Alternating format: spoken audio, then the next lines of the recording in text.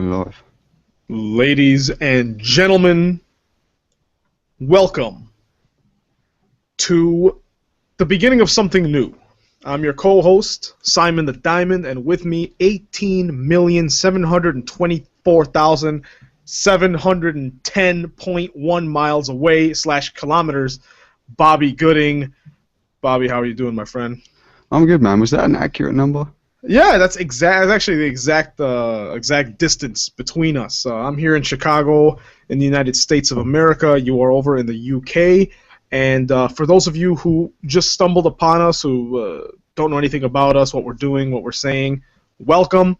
This is our attempt, our first attempt, the pilot episode, if you will, of us keeping the air alive, kind of going old school, keeping the basic tenets of human communication and creative expression alive through the oversaturation of messaging, of social media, of everything, of being bombarded on your news feed, in your email, on your Twitter feed, private message box, everything. We're just cleaning the slate. You see no video on our screen, no pictures, just keep the air alive. A simple message to just keep things going. And Bobby and I are just going to sit here, talk about the last few years, talk about this year, talk about what we think next year is going to be like, what that holds for our communities that we each kind of uphold and maintain on the internet, and kind of steer our digital footprint into a different direction. Bobby and I have, as you will hear in the coming hour or two, is we've always kind of tried to stay ahead of the curve and see where social media, digital social interactions are going, and what we've been doing and what we have been doing up until today. It's a landfill. It's oversaturated, overpopulated. So we're moving on. Bobby, I guess we should start off by assuming that the people that know us, the people who are kind of wondering, hey, what are our friends doing now? They know the whole history. They know what we've been doing. They know about our projects and our creative ambitions. But for the new folks, for the folks who stumbled upon us by seeing the thumbnail on YouTube or Facebook or word of mouth, what would you like to say, man? How would you want to introduce us? If we're starting a clean slate, how would you like to introduce yourself and what you think we're doing, and actually how we came about pressing broadcast today? Well, let me start to introduce myself and say my name is Bobby. That's it, man. That's me. If you want to know more about me, then keep listening and you'll find out pretty much everything there is to know. If you're one of the guys that's been listening to me for a while, then you'll already know a lot about me, but I'm sure there's stuff that you don't know about me too. And yeah, this came about through a hangout, and the reason I say that stuff is because, as you might see by the lack of imagery on the screen and the lack of anything fancy and everything else that's being pretty vague, that's why I'm going to keep my introduction pretty vague too, and see where it goes, find out who I am. But yeah, this came about today when Simon messaged me a rather long message on the Google. It's Google Chat, really, man. They call it Google Hangouts now, but the Hangout shit is too confusing. Just call it Google Chat. And it was a rather long message, and it was kind of in vein to something that I've been talking about for a while. I've been saying for ages that I wanted to start a podcast that wasn't even really a podcast, like technically a podcast, but I don't even want to label it that. It's just a rambling, I guess, of some people just talking about anything that goes. That, you know, that we have our interests, we'll talk about those, and we'll talk about other stuff too, and hopefully we'll bring some guests on for different episodes and interview them and let them talk about themselves and kind of make it about people and make it a group of people. Hopefully, as it evolves, we all kind of realize that we're in the same thing, because this Google Chat we had earlier, Simon asked me what's my favorite movie of all time, and it was Terminator 2. And strangely enough, Simon replied that his favorite movie was also Terminator 2, which kind of brings us onto the story that I think would be a cool one to start with, because I don't want to keep going on about what this is, because like I say, we don't really know what this is.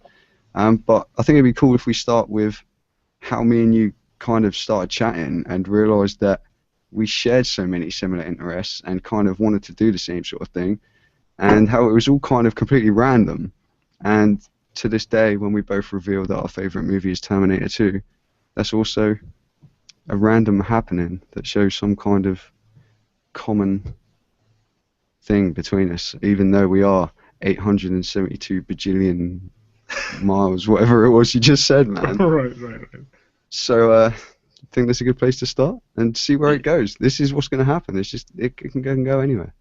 Yeah. Well, first of all, what I'll say, just to introduce kind of my feeling right now, because I want to go into this story with the right mood, is it's cold outside.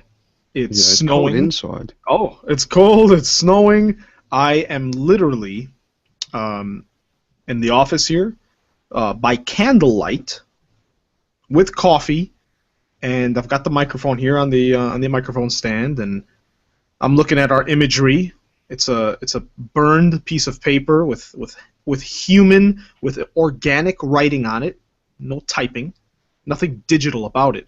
The only thing digital about what we're doing is the microphones and the computer and the internet, which we're using to broadcast it. So, to me, Bobby, this reminds me just how we're talking right now, and what I want our listeners to feel is those radio stations that you'd stumble upon at midnight. Now, I don't know how it is in the UK, but here in the Midwest of the United States, we've got some kind of frequencies on the AM dial that are only certain times of night. Like there was one radio station called Rebel Radio, not Rebel FM, the ex-EGM podcast, but Rebel Radio, which would play death metal, black metal, thrash metal from midnight till 2 a.m. on like AM 720, something like that. And everyone spoke quietly, It was dark outside when you're listening, and it was just it was like you're sitting there listening to friends talk while you're really buzzed from a really messed up, crazy night. So, with that said, that's exactly what I want this to be, man. And yes, we do have those things over here. Cool, it's cool. I remember a time one of the most poignant times I remember listening to one of those radio stations was I went fishing with a friend. People who listen to me regularly will know of Pirate Dave. He's one of my buddies. Kind of fitting name for the show as well, I guess. Yeah. That's his online handle.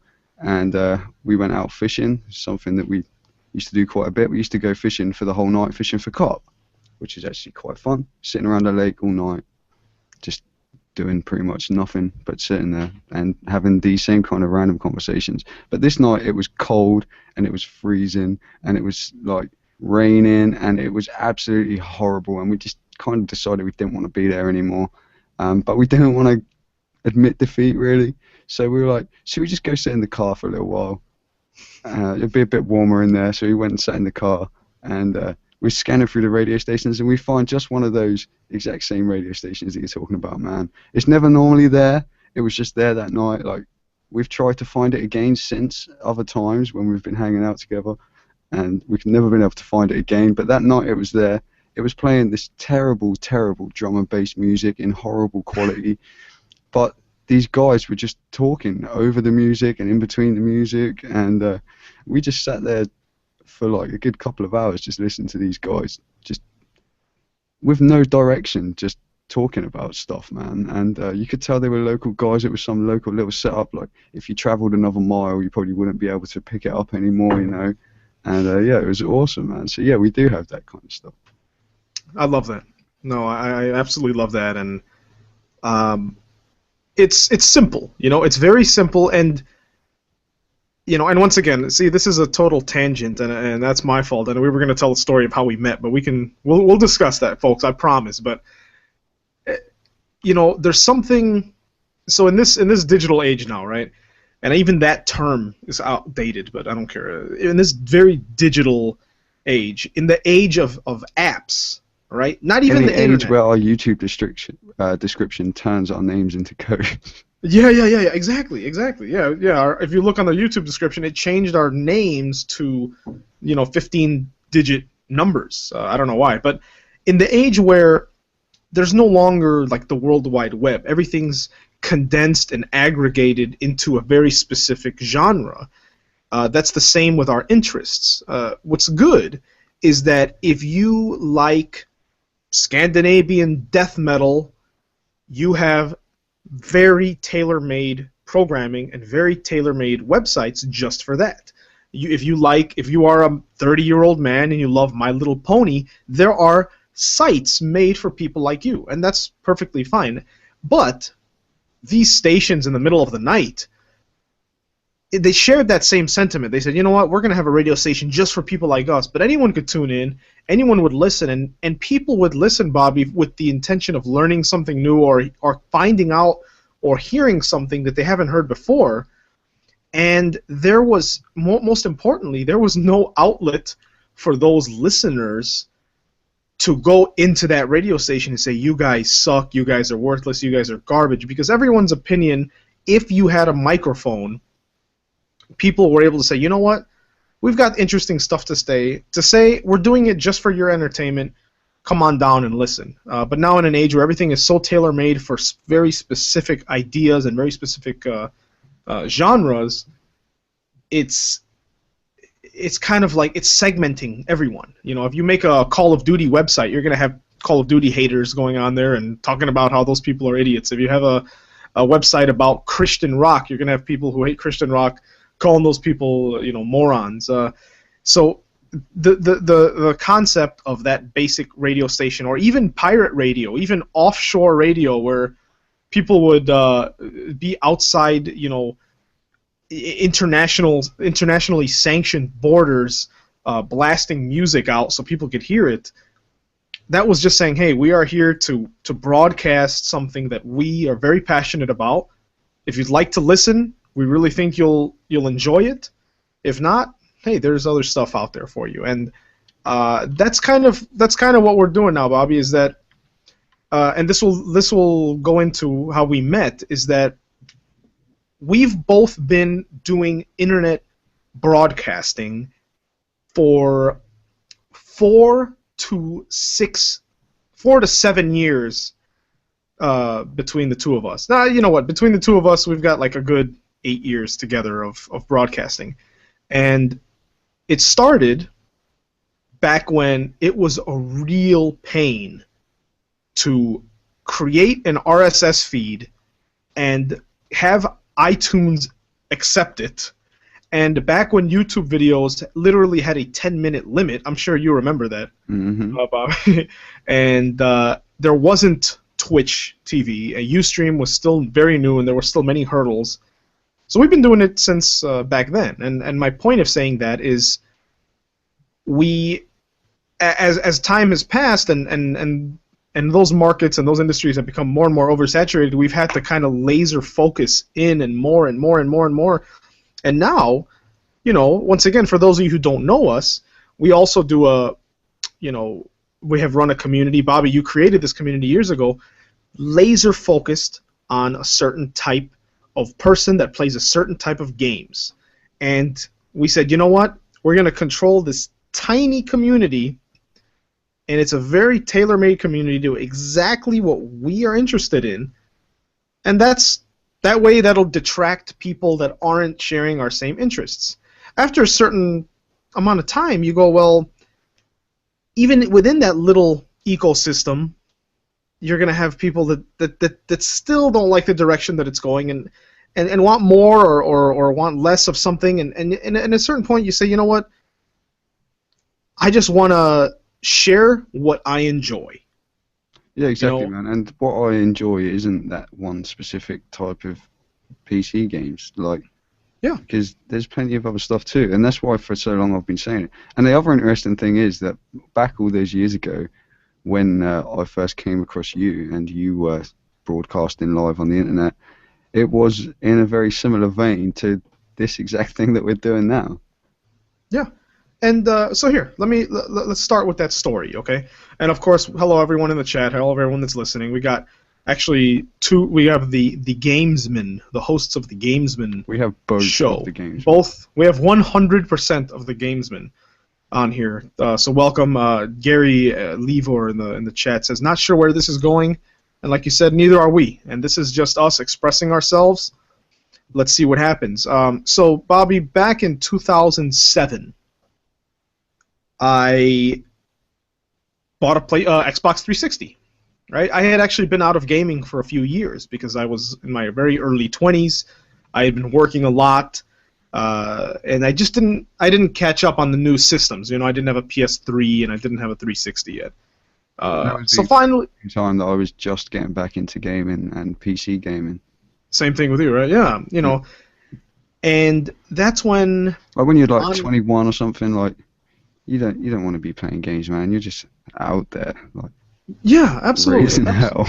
Yeah, absolutely. You know, yeah, we all had our time where we were out just screwing around, and our friends no longer thought it was cool to play games. And remember, folks, for our younger listeners, we are talking about a pre-Xbox Live era. We are talking about when you met someone at a midnight game launch, and you wanted to talk to them again. Maybe you had a MySpace page, but you had to give them your email or something and say, hey, let's meet up and play Street Fighter one day. So the online social interactions were fairly new in terms of everyone having a gamer tag. So 2007 comes along. I pick up a 360. I pick up Call of Duty 4 and Gears of War and all that stuff. I stumble upon a website called the cheapassgamer.com. A lot of people know that site, and it's pretty much a forum with a lot of gamers, you know. And I started going on there, looking for deals, talking to people. Then I stumbled upon a thread of people playing Call of Duty 4, so I'd go in there and talk to them and listen to the podcast that was on that website, and I was like, man, this is a really cool online community. I can chat in this forum while I'm at work, and when I get home, these people are all playing with their headsets on, talking about what we've been chatting on in the forum, and then I listen to the podcast, and then the podcast is shouting out people in that community, and I go, this is awesome. This is what I want to do. So later that year, I create Cyberpunk's Gaming podcast with my brother. But, once again, very, very focused on a very specific genre of entertainment, which is the cyberpunk culture. Because, Bobby, as you discussed, like, I love Terminator 2, we love Blade Runner, we love this game called Snatcher for the Sega CD, we love all this cyberpunk culture, Shadowrun, and we did about 6 months of that. You know, we loved it, we had a fun little community, and then I started working on a show called Game Hounds, which was a broad gaming industry, a podcast that almost wanted to be a news report on gaming, and it actually had a former radio station person hosting it. And so that was fun. That was a little different. You know, it went from being a nerdy show with my brother to a very radio, emulating show. But as I experienced that, I started experiencing things like censorship and things like time constraints, and I'd read the comments of a show afterwards. And remember, once again, this is when YouTube was created in 2005. This was 2007. So people posting terrible comments on entertainment was actually new at this time. And I would read reviews on a podcast that I had just been on that I had a great time on, and people would say, Simon is, absolutely incorrect in that opinion. And I'm like, what? How can I be incorrect in an opinion? This is something that every creative person has ever experienced. If you make a song, someone may hate it. If you make a painting, someone may think it sucks.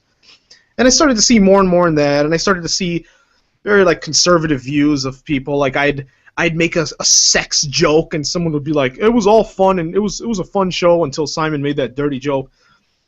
So that fell apart. The podcast with my brother fell apart. That can't handle these dirty jokes, by the way.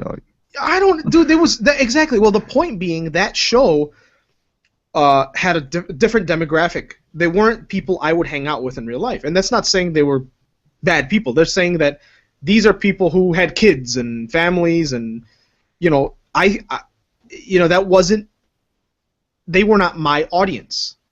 Like the Cyberpunk's gaming people. When you see the name Cyberpunk, you go, well, I don't know what that is, so I'm not going to listen to it. Or you'll say, that's exactly what I like. Let me go listen. So when I quite exactly what you like, because everybody is in fact different. Absolutely. So when those things, I kind of got bored of those things. And then, as everyone with a sibling knows, you cannot work closely with your sibling because that will eventually become a big fight. Yeah, so, I tried to work designing a website with my brother just this year, and yeah, that didn't turn out well. Yeah, it's hard. It's very hard. So, and some people that was just designing a website for him. Like, I had no real involvement in it. I was just making it. But even then. Wow. Yeah. It's rough, and well, so that ends. I don't do anything for about a year. I even had a meltdown. And this is an abridged version of the story, believe it or not. But I deleted my Twitter account, deleted MySpace, Facebook, my forums, all the Cyberpunk stuff. I destroyed everything. And there are a few people out there that remember this. Josh Bicknell, if he's listening, he remembers this too. And it took me about a year. This was just before I came about. Exactly. You guys. Yeah, I still had not met the legendary Bobby Gooding, And so a year later, I'm talking with one of my friends from kindergarten, Patrick Pryor. Good guy. And I'm like, you know what? I want a podcast. I want to do something with you because you're a cool guy. You produce music. Let's do a podcast, but let's curse and let's talk about piracy and let's talk about getting drunk. And actually, let's get drunk as hell before hitting record. We did it. It was called the Black Market International, BMI. It was awesome. We did a few shows, and then we said, you know what? Let's do it live on the PlayStation chat rooms. Let's bring 2 PlayStations, put them side by side. That'll be a total of 8 viewers, which to us, 8 people on our screens watching us was amazing because we're sitting there getting drunk. You could see them too, right? Yeah, you could see them too, drinking with us. And to us, we're like, this is 10 people that are watching us do this all together. And then around that time, I get back on Twitter, and I'm trying to build a computer. I'm trying to build a machine because I'm getting more and more into gaming again, And then I start to go on Twitter, and I start asking questions like, hey, what's a good motherboard? What's a good processor? This and that. And then, Bobby, if you want to take over, that's where you come in. Yeah, well, to this day, I can remember that day, but I can't remember exactly how I found your tweet. But I guess I was searching on Twitter for PC gaming because this was right around the time when I had just started Iron Hammers Up as a personal blog for me. And so I was blogging about PC gaming. I reviewed a fucking energy drink. What the fuck was that all about? I don't even know what that was about, but I reviewed an energy drink in terms of how good it was for a night of gaming. I don't know what I was thinking back then. But I did it because I had nothing else to review. I couldn't afford any games at the time. I couldn't afford to buy a new graphics card and review that. So I was like, well, I've got this fucking energy drink. I'm going to write a review about it. And I was just blogging about PC gaming and anything that I could think that was related to it.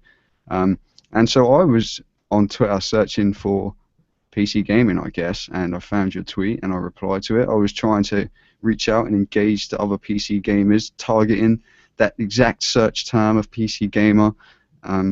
As we've mentioned with all this niche stuff, it's you're like, yes, I can take that niche and I can dominate it. And I was trying to find other PC gamers. I found Simon, and I sent you a tweet, I think, just saying, oh yeah, that one's better or something. You'd asked which should I go for or something, and I answered it. And we had a few tweets about different computer hardware and stuff, and then you said to me that you were doing a show tonight and that I should come along and watch it. And it was really late at night here in the UK, but I kind of always stay up late anyway. That's just what I do. So I was like, yeah, sure, I'll come along. And I can remember you were tweeting beforehand about which drinks you'd bought in for the show and how you were going to get completely wasted and all this sort of stuff. And I'm sitting here in this exact same room that I'm sitting in now, sitting there just watching the stream with these 2 guys in Chicago just talking about stuff that I'd never heard anybody talk about before. Like, you were talking about, like, the top 10 downloads on the Pirate Bay and which ones were good quality, and, like, don't download this TS version of whatever movie was out back then because the sound sucks or something, you know. Like, I was just like, these guys, and back then, like, technological type people like us who were into tech and stuff like that, we were all pirating movies back then, and I had this guy on my screen who was like telling me, yeah, there's a great version of True Blood season 1 or whatever it was at the time out then. And I'm just like, sweet, I'm gonna get that one. You're like telling me the name of the torrents and stuff, and it was just like completely different to anything I'd seen. And since then we just kind of kept talking, and then I kept running Iron Hammers, and I kind of focused it down even more on PC gaming, and I was like, yeah, that's the thing to do, is to narrow it right down as far as I can. Because originally it was just my blog, and I was writing about different techie stuff, things like that. And that's what happened. And then I got a message as I'd kept doing it, and I'd watch your show, and you guys would be giving me shout-outs on the show. Like you said, that's one of the things you wanted to do, you know. And I'd watch it, and then you guys started up a thing called Gamer Corporation, which is probably where I can pass it back off to you. But you wanted us to be a part of that after you just started. Which, and I'll stop right there. Is that so? A little middle chapter in there, and everything you're saying is absolutely accurate. And I'm rolling a cigarette and smoking it while we're on the show, because this is not a PC gaming podcast. Mm-hmm. And I smoke cigarettes. Yeah. And perhaps other stuff. I'm on my 4th cup of coffee, and it feels nice. But so 2009, right? When like you said, we started doing the podcast and everything, and we had a great following. And Bobby, you remember being in Ustream, and we always had over 80 people in the chat room, always. And not all of them were typing, but it would say currently, and say some people. If you go on some Ustreams now, like Leo Laporte, like Twit, This Week in Tech, and all that stuff, you got like 10,000 viewers, whatever. For 2 guys that started with PlayStation chat, we had like 80 people, and that was good. And then we started working with other websites, and we started working with other people, and this is a part that not many people know about. Okay, so Patrick and I, and I'm sure Patrick will listen to this, and I hope he does, because I would like him to be a part of it too. Is that so? We pigeonholed ourselves into this piracy only thing. People didn't want to hear anything else but that. During the week, I'd be posting, like I would post a picture of my mother on Facebook, right? And be like, this is my mom and we went out this weekend, it was a great time. And then one of our listeners would post under the picture, hey Simon, what's the best, Die Hard rip I can download? And I'd be like, okay, that's cool, man, I'm so popular, And after a few months, I'm like, that's all people want, is the hookup, is they just want to know what, they just want that. And that's okay, because that's what we created. And that's fine, but we didn't expect that. We even made a spin-off page called The Hookup, where you can go and request that stuff. But then, Bobby, I signed up for like a press account, a gaming press account, to try to get sponsors and to try to get beta codes and stuff like that, and no one would ever respond. And then other podcasts, including ones I had worked with in the past, started like blackballing me too, and being like, hey, just ignoring me and stuff like that. And then someone brought it to my attention, hey, these people don't like piracy, and you are the embodiment of it, so that's probably why they're shunning you. And like, there's even, a website that completely deleted my name and any episode of me on it because of that.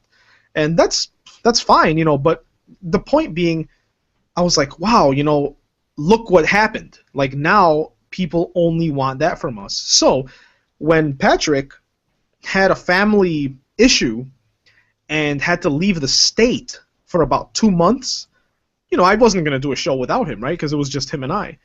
I started to get a lot of negative feedback. Hey, where's Patrick? Where's Patrick? Where's Patrick?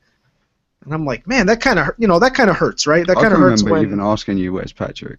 yeah. And then I'm like, well, first of all, I'm still here, and not to say Patrick and I were 50%, 50%, but I was like, well, hey, I'm still here, just give us some time, it's a mutual effort, and then finally I said, you know what, because he wants it to keep going, and he would not want this to die. I was like, let me get some other co-hosts. Let me get some other people that we've been working with. And I did 2 episodes, one with some other friends and then one with my brother. And the reaction I got from the community was, wow, you've abandoned Patrick.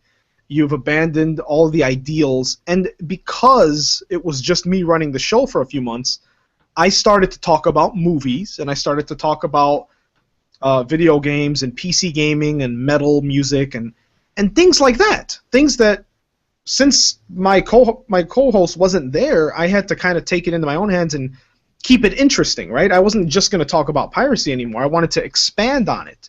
But that was pretty much a slap in the face to the people who came for that tiny niche product.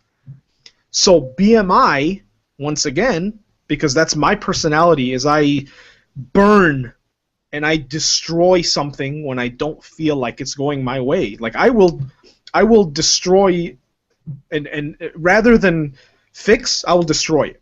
And I don't know if you're that type of personality like me, Bobby, but so I destroyed BMI. I just ended it. I shut it down. And people were like, "You suck." People were like, "You suck for that." You just spit on the whole community by doing that, and that was true.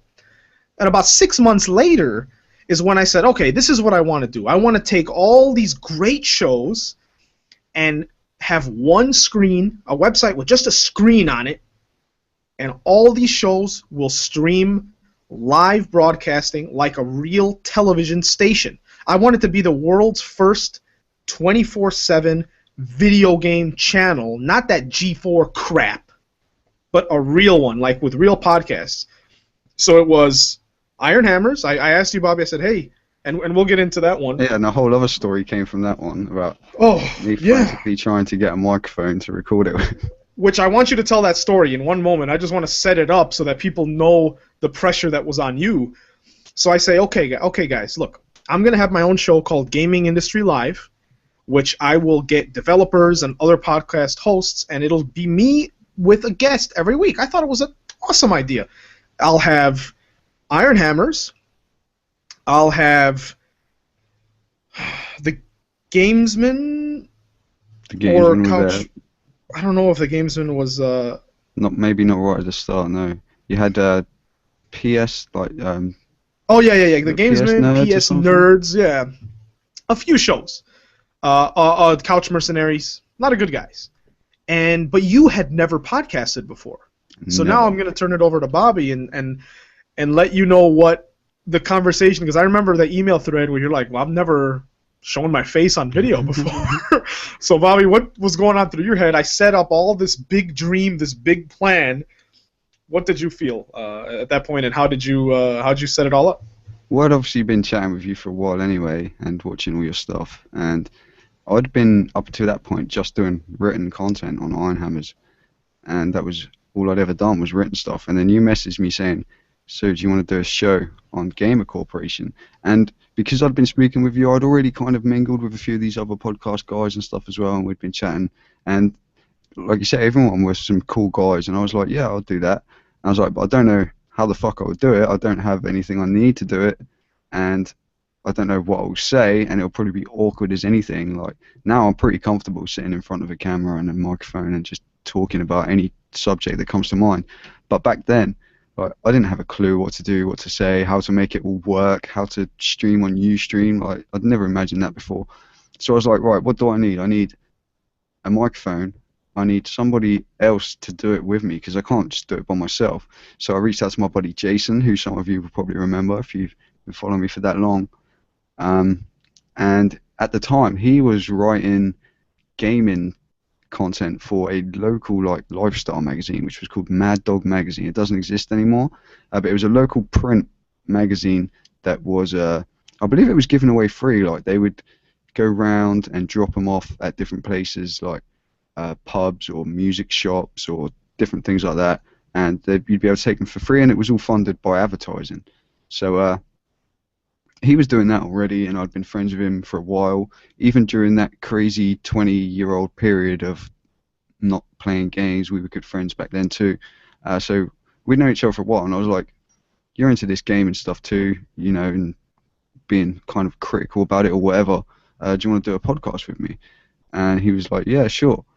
And he was like, when do you want to do it? And I was like, well, we could do it like in a couple of days' time. And so he was like, yeah, sure. So he doesn't live, he lives in like another town, which is just outside of my town, which is a bigger town, if that makes sense. Because it's all weird compared to how you guys in America, you have cities, and I guess you have suburbs or whatever. I don't really understand it. Right. I've only seen it in the movies. And he lives, I don't know how many miles away it is, but he lives in a place called Woodbridge, which is outside Ipswich, where I live. If you Google it, you'll find out how far away it is.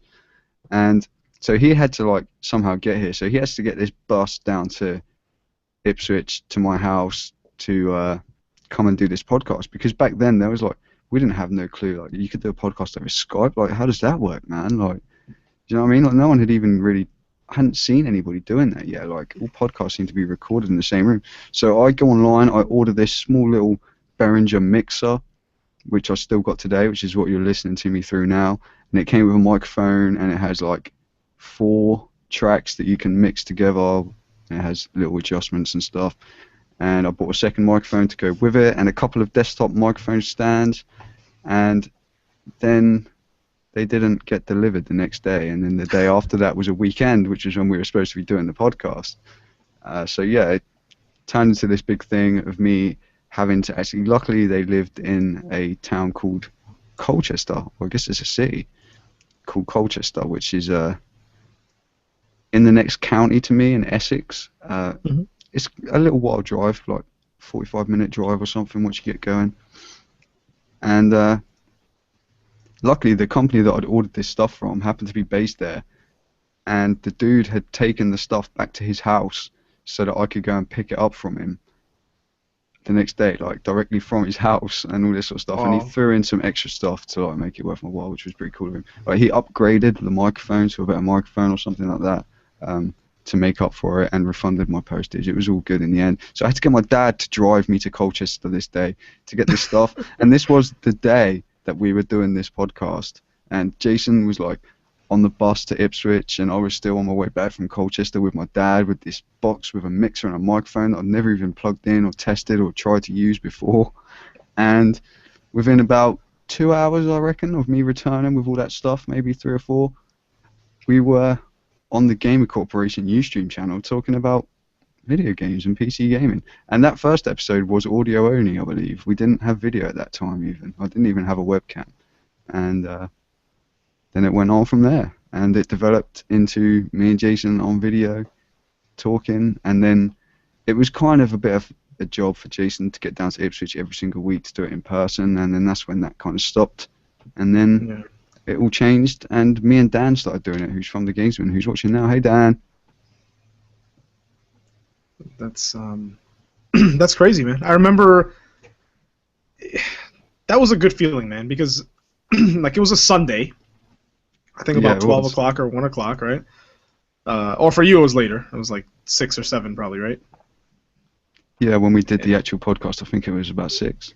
Right, and I remember in my house, it was my day off, and I go in the Ustream chat. All your buddies are there who I had never even seen their names before, because we didn't have like a unified community.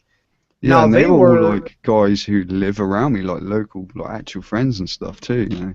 Which, and I see all their names on Ustream. Everyone's like, "Hey, what's going on?" "Oh, we're at the pub." I remember 2 of your friends were like, "Yeah, we're both at the pub listening." I'm like, "Oh man, this is awesome." And then you are like shouting me out. Hey, what's up to Simon, running Gamer Corp? And I think, yeah, you guys were streaming it, but you were just like, hey, thanks for the invite. And then you told that an abridged version of that story on the air, and I'm like, man, this is like a very grassroots, like indie thing we're doing. It's awesome. There's no sponsorship. Like, it's whatever we want to do. And we did it for a while. I mean, like maybe what, like 20 episodes. You guys did on GamerCorp before I gave up on that whole thing, which I have a whole story. I want to talk about the whole history of it in a second. Me and Jason went on to do about 70 or something. I think 72 might have been the last one that me and Jason actually did together. But that was after GamerCorp stopped. Me and Jason carried on doing it ourselves, which was when, like you say, it was all kind of grassroots. And then I tried to kind of make Iron Hammers legit, if you see what I mean. And like, you go into this world of PR contacts and press releases and interviews and review codes and review products and all this kind of stuff, and you kind of lose something with that, man. Like, you lose that personality of being indie, even though you are still technically independent. You still kind of lose that thing of where you can do what the fuck you want. You've got these people who love PC gaming, and like, just like you said with this like piracy thing that you had going with BMI, as soon as you kind of step outside of that and talk about something different, you not only do you wait for the comments to come in saying why are you talking about that, but also you feel like, oh, maybe I shouldn't be talking about that, or maybe I shouldn't say that, or maybe if I say this person might get upset, or do you know what I mean? Like, and you're always kind of on edge, and you're trying to kind of figure out what's the best way to please this small group of people, and you can't just be who you are anymore because you're trying to cater for them as well. And that kind of brings us to today. But what was it you wanted to fill in on the Gamer Corporation part, man? Oh yeah. So it was good, right? So the first few in that like first 20 episodes or whatever that Iron Hammers did, I did 3 episodes of my Gaming Industry Live. And was that the one that you did with? That was Gamer Clash that you did with Mike, right? Yeah. So first I did Gaming Industry Live. I did 3 episodes. The first one was with Steve and Chia Hippo from Platform Nation. Yeah. Then episode 2 was with you. And that was strange, man, because like you were interviewing me as if I was like some kind of like game developer or something. Do you know what I mean? Yeah, because to me, you were a internet celebrity is the wrong word, but like a figure in the a face of the internet. And I'm like, let's hear, like, people want to hear your opinion. Let's hear from you. I don't remember who I did episode 3 with. Forgive me if you're the person who I did it with, but I don't remember who I did that one with. That episode is out there somewhere, or I have a copy of it somewhere. But I listened to it not that long ago, and it just seemed really weird, man. And I was so like nervous, and I didn't know what to say. And I think that was the first time that me and you had actually spoken to each other, like with voice as well. Like it'd always been through Twitter or chat or something. Absolutely, I think you're absolutely right. And I had a really bad connection at the time, so it was like a 3-second delay when we were talking. It was a bad show. And that was like, you think that was a long time ago, man. Like Skype wasn't like up to the standard it was nowadays. No. Oh, dude, and like, VoIP was like a new thing.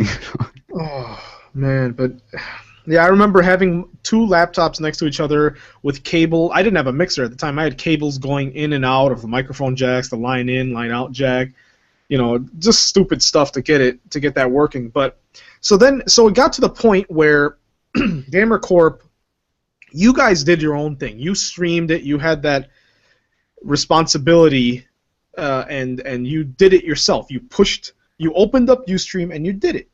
Well, then I reunited with my brother, and I told him to do a show with his friends, because him and I always clashed heads, but I told him to do one with his friend, and they were like, yeah, we'll do it. And I said, and they're like, well, how do we stream and how do we do all this crap? And I said, you know what? Let's get on Skype. I'll broadcast it, but I'll mute myself, so I'll just be like producing the show while you guys talk. And that worked for like 2 episodes, and they spoke, and it was so cool. I was like, oh man, I'm like, running this show in behind the scenes, and these guys are doing their own thing. It really felt like a real thing. That lasted about 2 episodes, and then they couldn't handle the schedule, So then I said, okay, fine, I'll get rid of Gaming Industry Live and I'll just do Gamer Clash with Mike. And then we got 2 more shows, which I went out on the internet and I looked for gaming websites and the gaming shows with no podcast experience, right? And then I found one show through a friend that had maybe 5 episodes, and I reached out to them. I said, look, you guys are starting out. You don't have much of a community. Why don't you join us? And they said, okay, but we also don't know how to do that streaming live and all that stuff. And I said, don't worry, Was this the I'll do yours gamer too. thing? No, this is the PS Nerds, who are now FY. That gamer FYI. podcast? Oh yeah, I'll talk about them too. Don't worry. I'll talk about them. So FYI, good guys. Yeah, it's Pete Dodd, yeah. Right. Yeah. And I forgot the other guy. Very good guys. They're on PlatformNation.com. Is it Josh now. McNeil? No, that's Critical Strike podcast. Oh, I forget the other dude's name, but really good guys. Famous Mortimer. Yes, there you go. Good guy. I can't remember his actual name now, though. I don't remember. Now I think Bill Black is part of it, but Yeah. good guys. I love those guys. But my point being, I started to stretch myself very thin because now I had 4 days a week where I had to be there to push record and I had to be there to push stop. So then that wasn't enough for me. I wanted 7 days a week. So the days that there was not a show, I would turn my netbook on at home. I would download MP3s from our friends like Critical Strike, Couch Mercenaries, Gamesman, and make a playlist on Winamp and keep it on infinite loop and push play. And so while I'm at work, you can log into GamerCorp.com and there would be a podcast playing and it would show the name of the podcast. It was revolutionary to me. I thought that was really awesome. But I'd get home and my laptop pretty much would have smoke coming out of it, And then Comcast would like throttle my internet because I was using bandwidth all day long. So these are limitations of not having money to have a professional, line for that, right? With not having, paying for that extra bandwidth.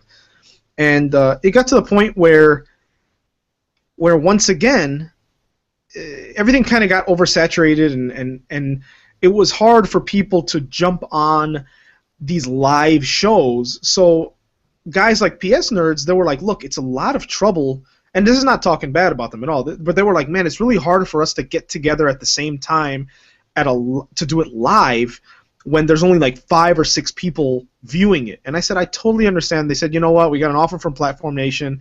We're going to just pre-record the show. Thank you, but we got to do our own thing. I said, guys, that's fine. Thank you so much. And then they left and they did their own thing, and they have good success now.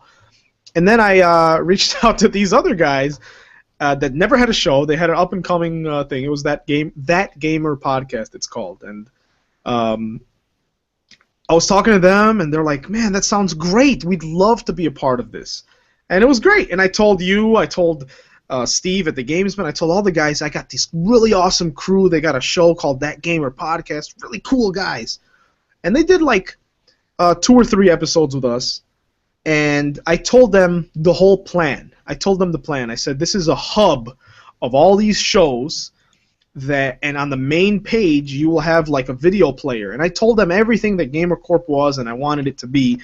Next thing you know, I get a thing in my Twitter feed saying, That Gamer Hub debuting today with programming from our community. And it was a carbon copy of Gamer Corporation. I had you, I had Steve, I had everyone emailing me like, are you seeing this? And I'm like, you know what? That's fine. And I never got a email or anything from them. It was just like, that was that. So I don't know if they were thinking of the same stuff as me and they just happened to converge, or if they liked the idea but wanted to do their own flair. Whatever, no hard feelings. But at that point, now it's like, okay, now I'm pissed. Our viewership is low on every show. Everyone's burned out. My computer is failing. The internet is not accepting all the stuff we're shoving down this narrow pipeline. It's not worth it anymore. And then every show, like, people would get busy, like someone would miss 1 week and I would miss a week, or things would get busy and it just kind of fell apart. And then you guys and the Gamesmen were the only ones to keep broadcasting after the fact. And then I took about a 2-year break. This was in 2010. At the end of 2010, I take a 2-year break from gaming and podcasting and everything. I just said, this is enough. I am out. I'm out. And that was Simon it. Like did literally disappear. Oh yeah, people would ask me, Steve Conger, the greatest guy on the planet, would call me, be like, "Are you alive?" And I wouldn't respond because I was just like, "Bleh," like, "Ugh, I hate the internet," you know. And I don't even know what got me to that point. It's just when you are a creative mind, like many of you are. That's why the term starving artist comes from. You work and you work and you work, and you have certain ideas of what it should accomplish, but you know, you are, and not to get into existentialism, but we are like literally dust in the wind. We are literally a needle in a million haystacks. When it comes to that, you know, it's you got to be, even if you're unique, even what you're doing is very, very important and special. I mean, you got to do it. Some people have to do this. Like, relative to artists that are famous and relative to people who are millionaires, I would have to be doing GamerCorp for like 5 years solid for it to mean something. And I didn't have that kind of commitment. And you need a solid team, too. As you know, Bobby, and which we'll get to later, you've really been the only writer on Iron Hammers. And this is not saying anything. Good guys come and go. Yeah. Like people who have moved on to bigger and better paid full-time writing jobs and stuff like that, which is all awesome, man, and I'm happy for them that that's happened. But like you say, man, without that team, like, there's times when I felt like I would need to do, like you were saying, you'd need to do it for like 5 years. There's times when I felt like I would need to do it for 48 hours every day just to get it done, like, and it just wouldn't. It's impossible. Yeah.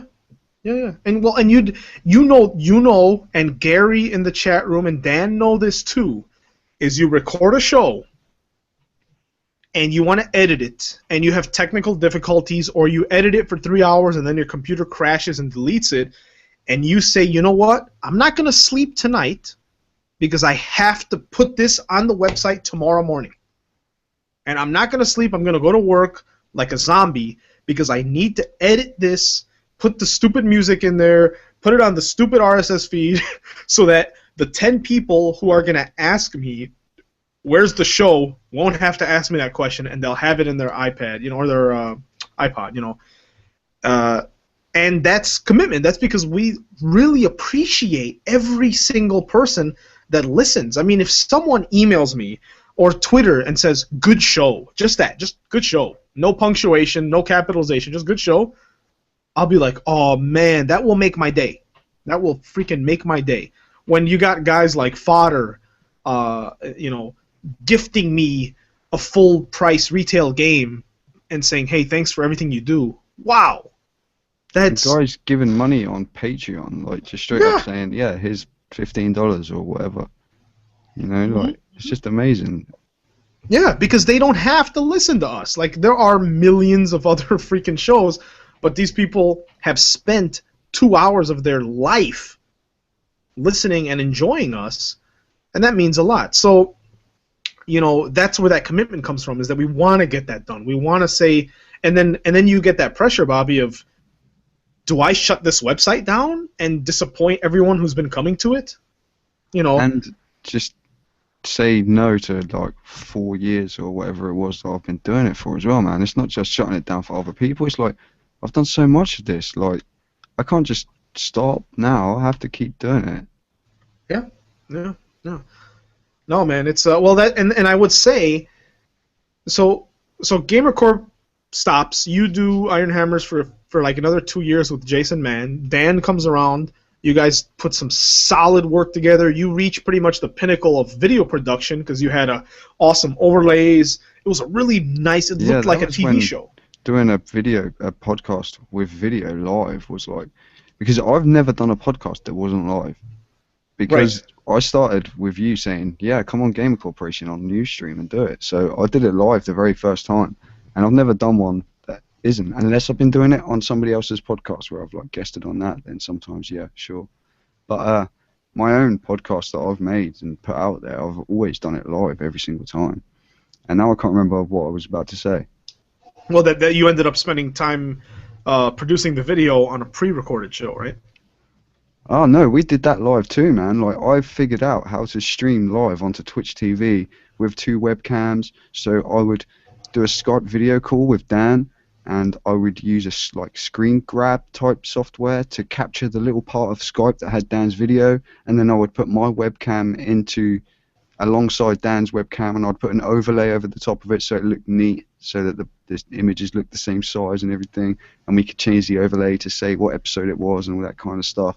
And I would have to use two microphones, one microphone to broadcast to Twitch TV and one microphone for Dan to hear me from. He would hear me through a separate microphone, so that when I played music and looped Dan's Skype audio into that it didn't all go back to Dan again, otherwise it was just going to turn into some infinite loop of crazy sound.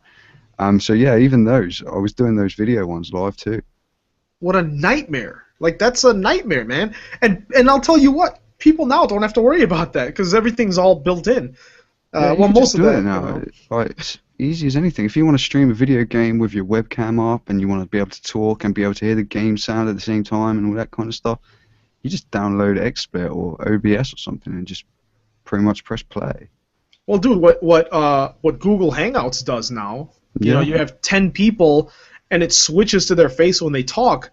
Dude, a few years ago, I mean, Bobby, a year ago, we would have never been able to even do that. Like, we would have to have like 10 computers.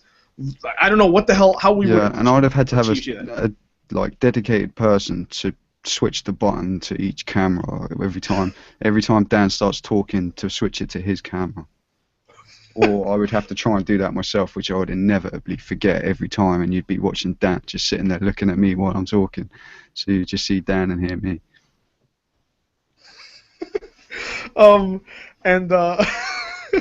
Now Hardly Dan in the chat is saying the cheeky bastards nicked the font that the gamesmen use for their shows. I think he's talking about That Gamer podcast. I'm not sure, but that's pretty funny.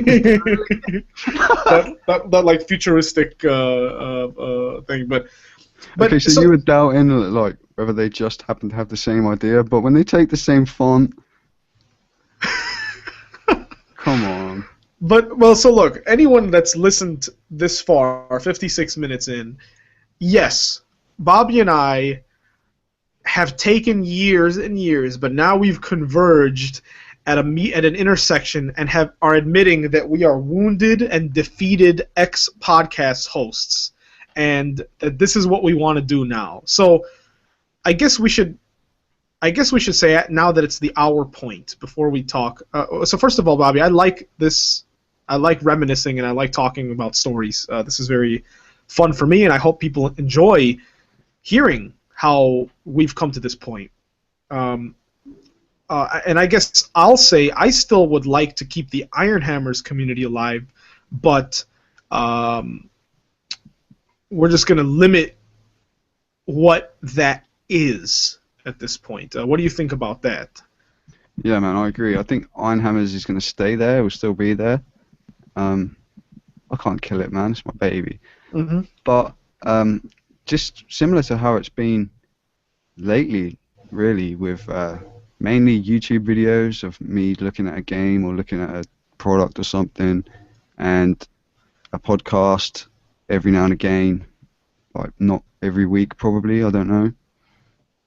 But we'll see what happens, man. Yeah.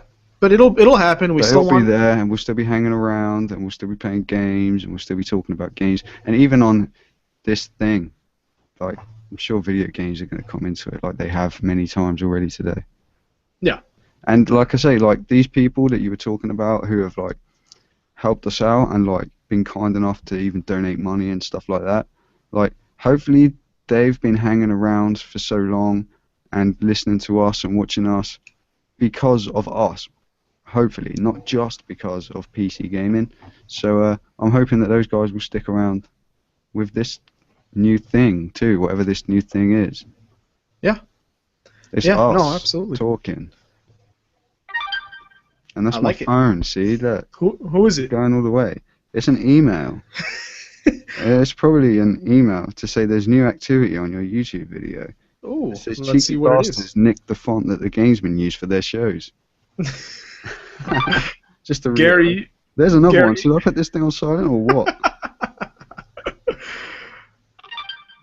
No, go away. All right, well, here, I'll read them. So Dan said, better bloody keep Iron Hammers going. I enjoy doing the shows too much. And then Gary says, you guys are so inspirational.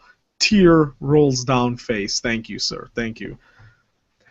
I feel like an old man having this talk. I feel like a very old man that was part of the internet when it was good. That was part of the internet when when it was not oversaturated. And here's the thing.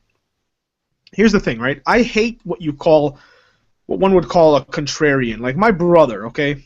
My brother won't play games that everyone plays because everyone plays them. He won't listen to an artist because people listen to that artist. He wants to only do things that no one else does. I'm not saying that at all, okay? I'm not saying that because everyone has Google Hangouts now, I don't want to do it anymore, or because everyone has a podcast, I don't want to do it anymore. But on the other hand, that is kind of what I'm saying, because it's not fun. And once again, I feel like every year I go back to this, but Josh Bicknell, host of the Critical Strike podcast, told me back when I had that breakdown several years, and he was the only person who said, hey, it's okay. It's all right that you've burned everything to the ground. He said, the only thing to keep in mind in life is when something is not fun anymore. No, I don't remember. I'm paraphrasing it. But when you no longer enjoy doing something, don't do it anymore. And I like to add a twist to that and say, when you're no longer enjoying something, just switch it up a bit. Okay? The weekly podcast, we both agree that's pointless right now. Doing even a live show, it's only fun when you can get the whole community together at the same time. I can say with all confidence, and I don't care how this makes me look or if this breaks the illusion that we've created, but Charlie and I, every other week, have maybe 2 viewers, and it's one of them's always Dan, and one of them sometimes is Gary here. Why do the live show at that point? Yes, I'd love to give them entertainment, our 2 live viewers, but it makes you say, you know what? I no longer enjoy doing it live. We're adjusting our schedule for this, and that's all that's doing is burning you out faster and upsetting. I'd rather go back to the old school method now, which is recording the show like the Gamesmen still do, editing it, adding music, cutting it down, or just making it sound clean, and then putting it out there at our discretion. Like, hey, community, here's a gift for you. That's to me just sounds much more enjoyable. And here's the thing, the word podcast, I'm not going to use that anymore. Okay, podcast means public, on-demand, narrowcast. It means giving the people the ability at their leisure, when they feel it's comfortable, to download that episode. It's narrowcast. It's a very specific programming that, on demand for them, is available.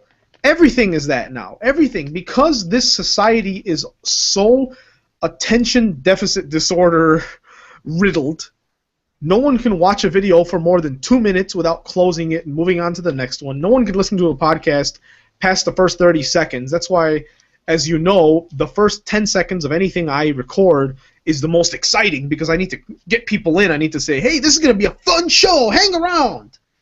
And that's crazy, man. That's really crazy that we have to do that. Bobby, I mean, you being a music guy too, there was an article. There was an article a few years ago about that all artists now and their marketing agents and the record labels, they need to make album covers thumbnail friendly. Okay, so stuff like Abbey Road, I don't know, the Black Sabbath records. Yeah, you can't see that. You don't see what it is. Exactly. Like, So they had to make them thumbnail friendly, so you can see the tiny thing on your iPod. And Trent Reznor of Nine Inch Nails also, he had one album called The Slip. It was like a digital only release pretty much, and every song had a thumbnail friendly image. And he said, it sucks that I had to do that, but otherwise people are not going to see the art.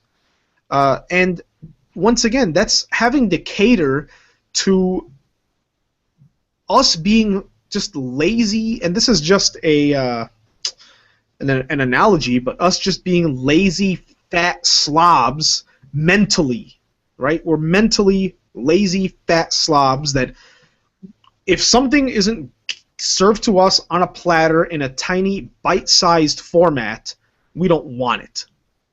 And I've tried to cater to that, and it sucks. If it's not in app form, if it's a website and there's no mobile app for it, we don't want to browse it because there's too much. I can't handle all the information. I have to have it narrowed down to a few sentences so I can digest it while drinking my coffee, and then I'm done. And some of us, it's not that we're lazy, it's that we don't have time. Like us, we don't have time to dedicate much time for gaming. So we can only game in bite-sized moments. That's why games like Call of Duty are very, very popular. A game can last less than 10 minutes. You can literally say, oh, I'm home for lunch, let me eat, play one game, and go. That's why games like Peggle, that's why the casual game, Plants vs. Zombies, Angry Birds, this stuff is becoming more popular because we don't want to invest time in anything anymore. And now here I am, we're an hour and 5 minutes into the show. How many people are actually going to listen to this whole thing, Bobby? Very few. But those who do understand what we're talking about, and I do appreciate that. But and they're the ones that we're here for. Yeah, absolutely. The guys that don't have that time. The whole podcast thing, then I'll make a point of it now. This isn't going to be on iTunes. This isn't going to have an RSS feed. This is going to be probably a YouTube video with maybe some images overlaid, maybe just a static logo. And if you want to find it, there's going to be one social media page, which is going to be twitter.com/keeptheairalive. So go and follow that if you do want to hang around and see what happens in the future. And that's going to be it. If you want to find it, then there'll be a website or something coming up. But if you want to find it and find out when the next show is or when the last show was or where the link is to watch it or listen to it or whatever, just go to that one Twitter page and we'll be announcing when we do the next one, and it will happen when it happens. And it's just going to be some rambling. Yeah, I like it. Man. So, those of you who still, worried about the Iron Hammers thing, help keep that alive by just contributing. Go on the Steam page, participate in the game events, the game night events we have, and all that stuff. But yeah, and let us know that you keep wanting it as well. Like, tell us you like it. Tell us you enjoy it. Tell us why you enjoy it, and tell us tell other people about it. That's the best thing you can do for any of this stuff. Is you want to help, then tell somebody else. Make them listen to it too. Let them see what happens. Yeah. Hey, even if you say, man, I just listened to the most depressing 2 hours of my life. You guys should listen to this too. And there's That's every chance too. that one of these future ones could end up being the most 2 depressing hours of your life. Yeah. That could happen too. Yeah, because when, Bobby and I talk a lot about how much life sucks, and that will come to this show, because that's what this show is us How much ranting. the fucking planet sucks, man. Well, not the planet. Let's not blame the planet. The humanity, perhaps, at this moment in time. It fucking sucks, man. What are we doing? I saw an article today, and this is crazy, that a couple, like an old couple in their 30s, went to McDonald's drive-thru, right? And for breakfast, they ordered their, sausage muffin and hash browns, right? They drive away, and they look in the bag, and the hash browns are not there. Now, hash browns are about $1, okay? Most people will either say, damn it, oh well, I don't have time, I have to go to work. Or they'll park the car and go inside and ask for their hash browns. So These people parked their car, went inside, started yelling at the top of their lungs about where are our hash browns, and then called the police. No, forgive me. They start yelling. The woman throws her bag that does have some food in it at the employees, and then when the employee refuses to give them back that food, the couple calls the cops, and while the cops are en route, the husband goes behind the counter and into the face of the employees and starts yelling and threatening them, and the cops have to come in and break it up. And now there are interviews with these two people trying to justify it. The woman's like, hey, I ordered a complete meal, and they didn't give me my complete meal. So, and then the other guy is like saying, if the cops didn't come, man, I would have gave that guy I would have taken care of that guy. Why is anybody interviewing these people even? Yeah, why are you even giving them attention? You know, but that stuff makes me hate the world. And Bobby, here's the thing. When we were growing up, we didn't have a 24-hour news cycle. We had stations that would end at midnight, and there would just be static. Yeah, you didn't find out about something from a tweet after it happened, man. Like, I can remember talking about news. Like when I was younger and I was delivering. It was when 9/11 happened. What year was that? 2001. Yeah. And I had a paper round at the time, and it had happened during the day here. It was obviously in the morning over in New York, which are like 6 hours behind us or something. So it had happened in the morning over there. It was like early afternoon over here, and it had just made the evening paper for our local area, and it was on the front page. And I'd gone to deliver my newspaper round, gone around, delivered them. I hadn't even looked at the newspaper at the time. I was like 14, 15 or something. And then I was like just finishing my newspaper round, and I was heading back home again. And one of my friends comes past me on his bike on the other side of the road. He'd just finished his paper round, and he's got a paper in his hand. And he's like, have you seen this, man? Have you seen what's happened?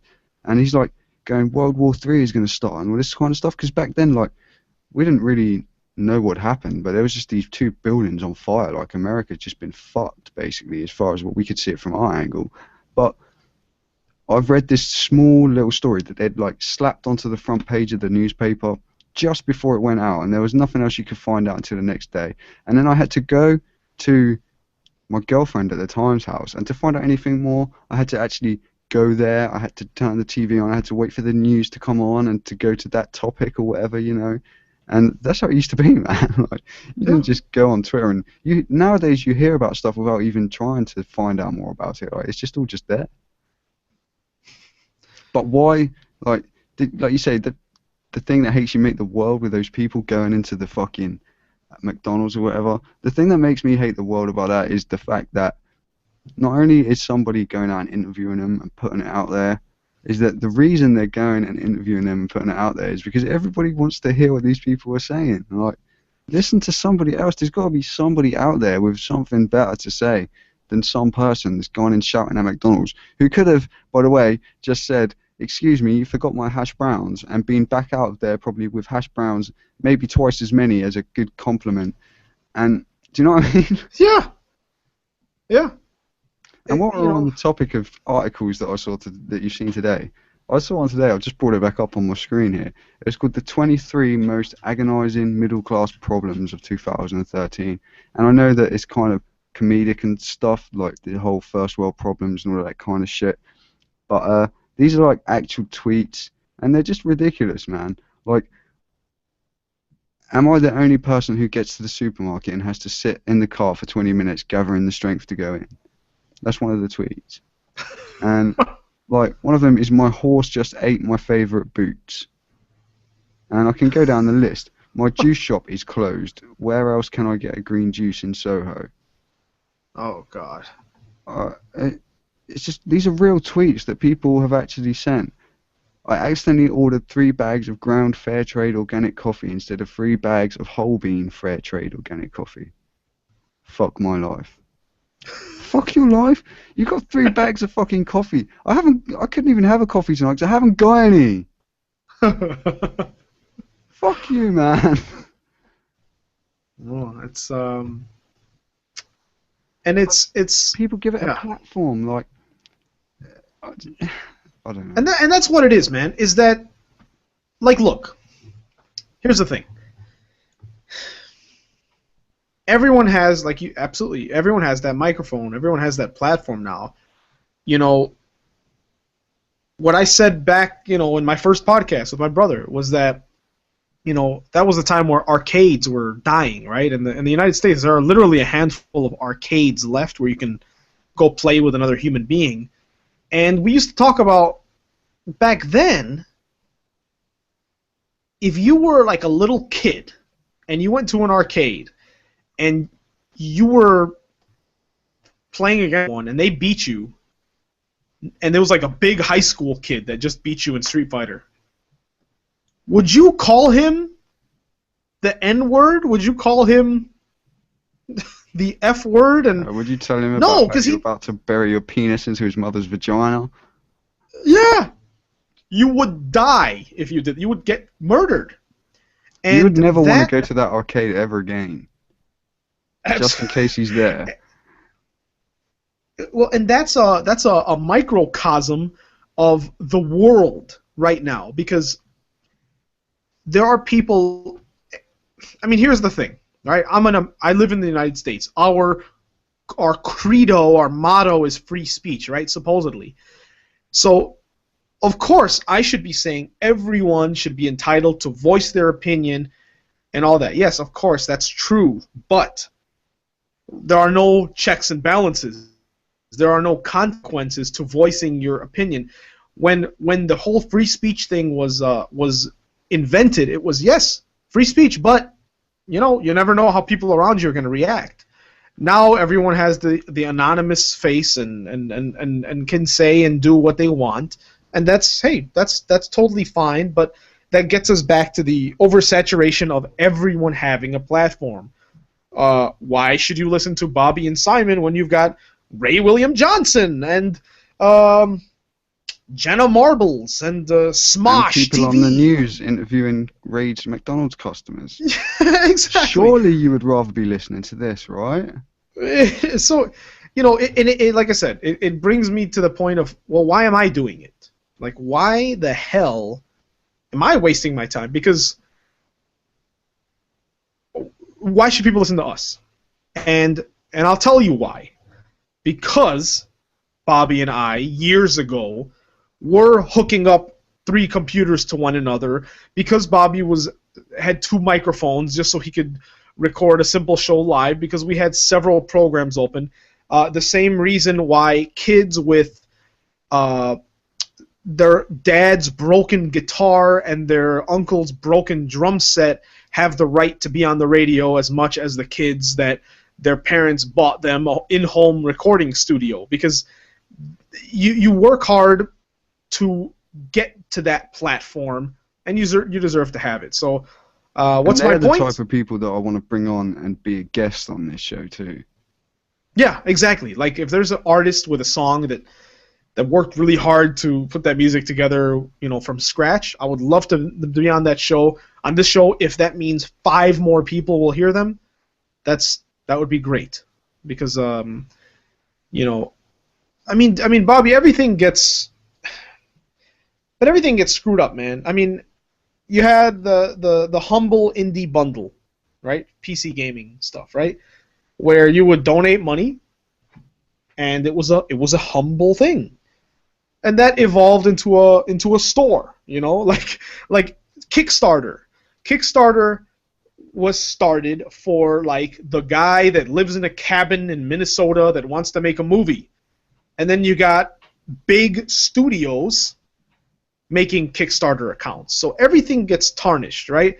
Everything, even with good intentions, gets tarnished, and once it gets into the wrong hands, that's it. It's over. I mean, Twitch TV started for the PC gamers that wanted to participate in esports tournaments and whatnot, and now Xbox One and PlayStation 4 have them, And not to get onto gaming too much, but it's like everything that comes up that happens on the internet gets adopted so fast and by so many people that becomes pointless. And once again, if anyone's listening to this and thinking, oh, Simon's butt hurt or whatever the stupid new phrase is because no one likes his show, yeah, that's kind of true, actually. It's kind of true because I've done about 6 podcasts in the last 7 years, and by the time I start getting the ball rolling, I noticed that, wow, everyone's moved on. Everyone's moved on to the next best thing. No one wants to stick around. There's no loyalty or commitment when we are so ADD. And that's myself too, Bobby. You know, when I'm eating my breakfast, I want a website that's going to give me a video in about 2 minutes so that by the time I'm done with my sandwich, I can go to work. Same, man. Like, I'll be making something to eat or something, and if I can't find a video on YouTube to watch by the time my food is ready to sit and watch it while I'm eating, I start to get pissed, man. I'm like, why is there no fucking videos anywhere? Like, why hasn't anybody uploaded anything into my subscriptions this week? Yeah, absolutely. Absolutely, man. We'll do it, man. Like, we're not saying that we're anything different to anybody else. But the thing about this that's different is that it's about us, and it's about me and you, and if that's what you like, then you're not going to find that anywhere else, and you're going to remain loyal, and you're going to hopefully have a great time in the process. Yeah. The point of the show is I like Bobby Gooding and Simon D.I., so I'm going to listen to them talk. If you don't like us... Whatever we want to talk about. Yeah, whatever we want, because... and there will be people... I think you should probably disable YouTube comments, because we will have people saying, wow, you guys are annoying idiots, and I don't want to hear that. Bring it on, man. Bring it on. Yeah, but you know what, though? It's not about them. This show is about you and I. Even the people listening, it's not about the people listening either. I would love for them to listen. But this show is about us having a place to vent and a place to showcase what we like and what we find interesting, and people who we find interesting, and whatever it is that we find interesting. Music, toys. Like, I've got a Darth Vader toy sitting on my desk next to me here because I like toys. Fuck it. My girlfriend asked me, what do you want for Christmas this year? And I was like, I'm 27 years old. I'm going to be 28 in February. But just buy me some toys or something. Like, I want to go back to when I was a little kid and it was Christmas morning and I had loads of fucking new toys to play with. That's fine by me. Just buy me some fucking toys. Buy me some Lego. Whatever. That's what I want. I don't want fucking deodorant or fucking any of that shit that people buy you for Christmas and stuff. Do you know what I mean? Treat me like I'm a 5-year-old. Imagine, what would you have bought Bobby when he was 5? And buy me that, because technically I'm still that same 5-year-old little kid. Yeah. Why should I not be? It's like when you hear about these people in like small tribal communities and stuff, and they're like the happiest person you ever come across because they've got nothing to worry about and they're all good. And they're always laughing about stuff. Everything's funny. They're always messing around, doing silly things, and having a giggle with each other and stuff. Like, what happened to that, man? Do you have to be a kid to be able to do that stuff? Do you have to be serious all the fucking time? No, exactly. And let me... That's perfect that you say that, because in the last... Okay. I've enjoyed, you know, when Charlie and I do our Iron Hammers episodes, right? We barely talk about video games. We talk mostly about the hardware, right? Like the cool gear, PC gear. Because I realized that I don't have fun playing games when I'm discussing them on a borderline journalistic level. Yeah, it ruins it sometimes, man, for sure. Absolutely. I remember from 2007 to 2010, all the time, I would buy a game online or rent a game just so I could talk about it and so I could be a part of that. And, you know, I was really into a lot of multiplayer games because I wanted to play with the community and I wanted to be a part of that flash in the pan moment that will never exist again in time. Like, there will never exist again the Modern Warfare 2 community that we had back in the day, ever again, because that game is now old and the servers are not as varied and plentiful.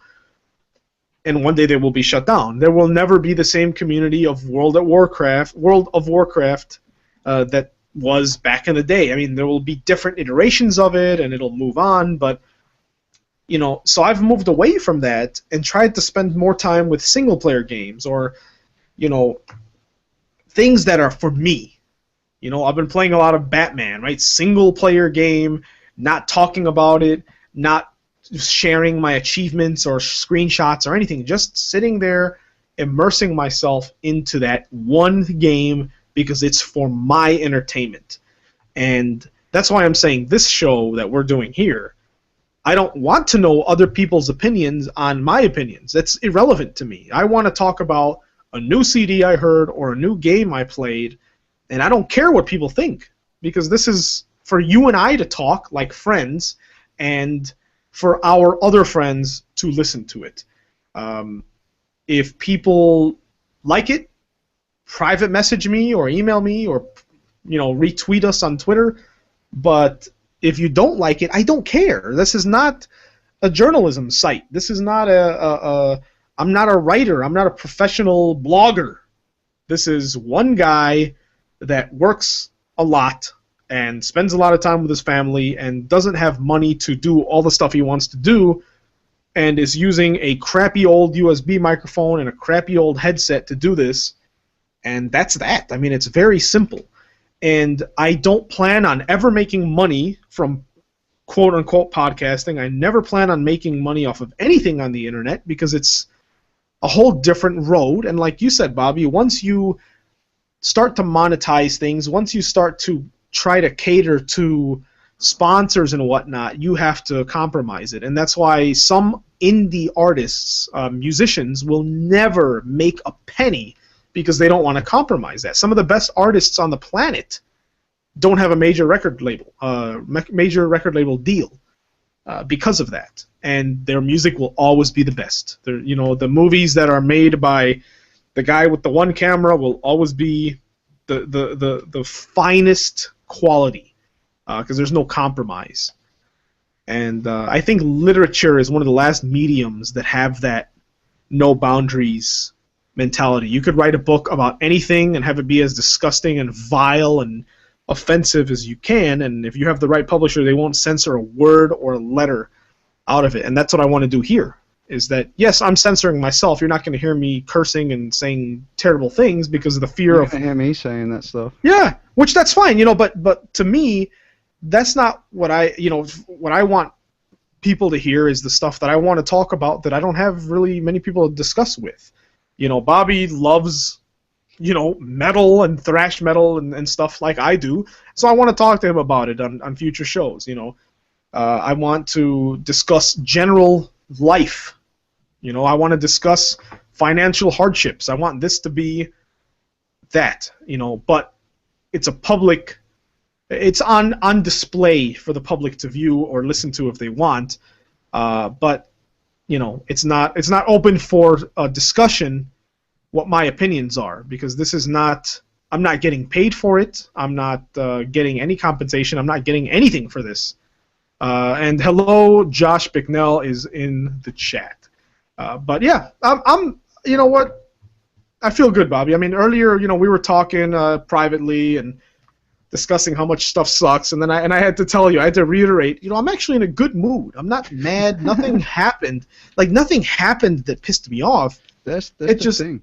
Yeah. Like, with that, like, shit happens. Like, it's cliche to say that, but shit happens, man. And people feel down, and they feel happy, and they have good days, and they have bad days. But if you can be annoyed about something, but still be in a good mood, even though something's annoying you, then that's what I want to promote, man. That exact thing that you just said. Like, yeah, stuff annoys me, but don't let it annoy me. Why do I let it annoy me? I'm not going to make that thing go away. I'm not going to change it in any respect. Why let it annoy me? Why react? Why go into McDonald's screaming at the person behind the counter because they've forgotten your hash browns? Why do that? Why let it bother you? It's some hash browns. Is there any other food in the bag? Yeah. What's the big problem? Is anything going to happen to that other food if you go back in and ask politely for the hash browns?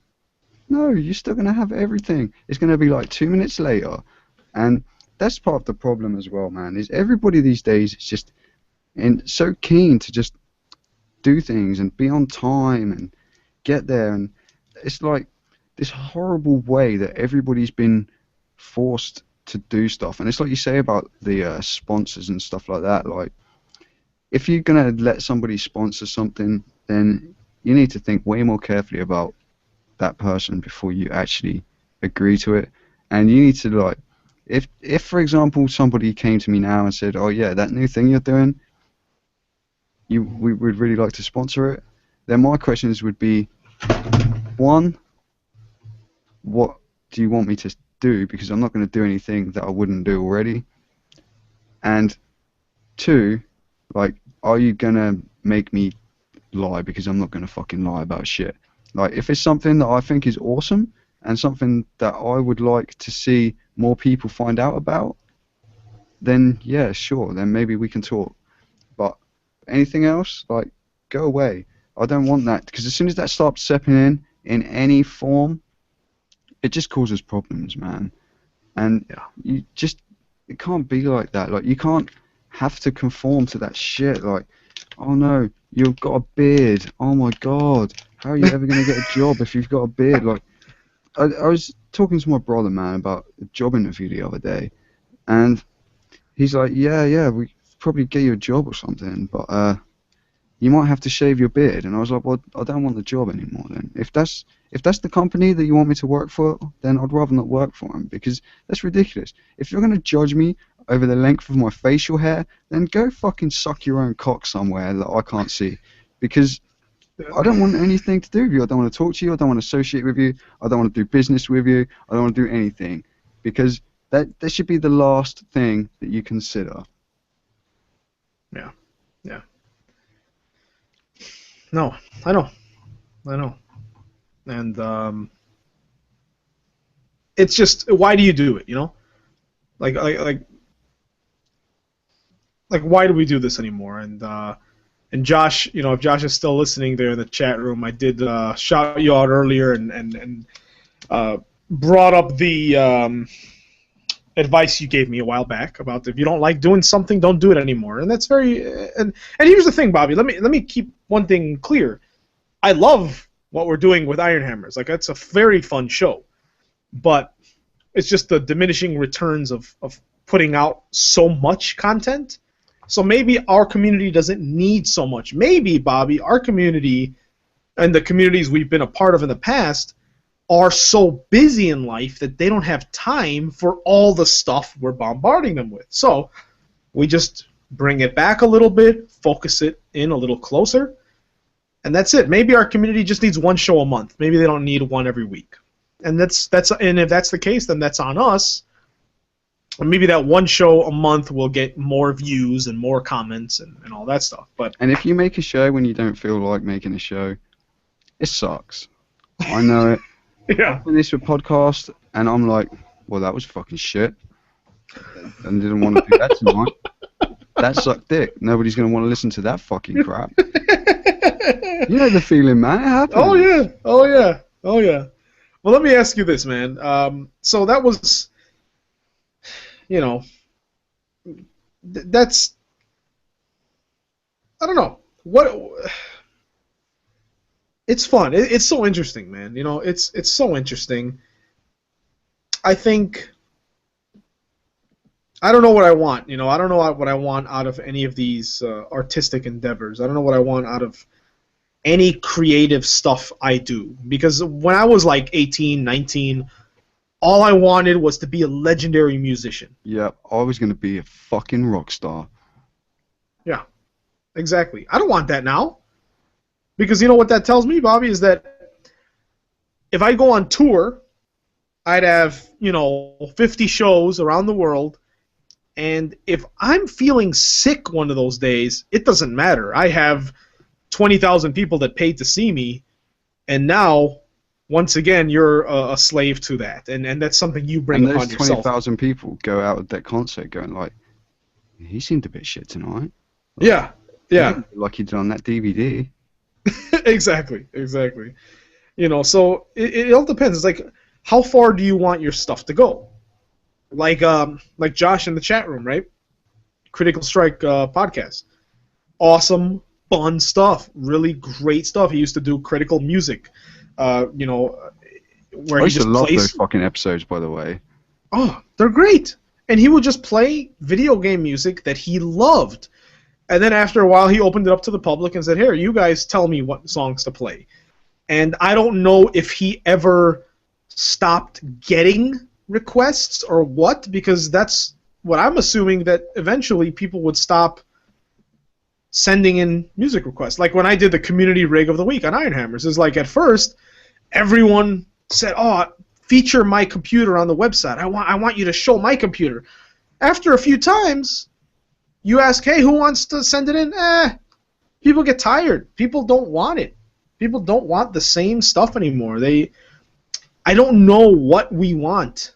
Like what interests us? What compels us to click on a video anymore? For me, if I'm on YouTube and I type video game reviews and I see a beautiful woman in the thumbnail, I'm going to click that one. Yeah.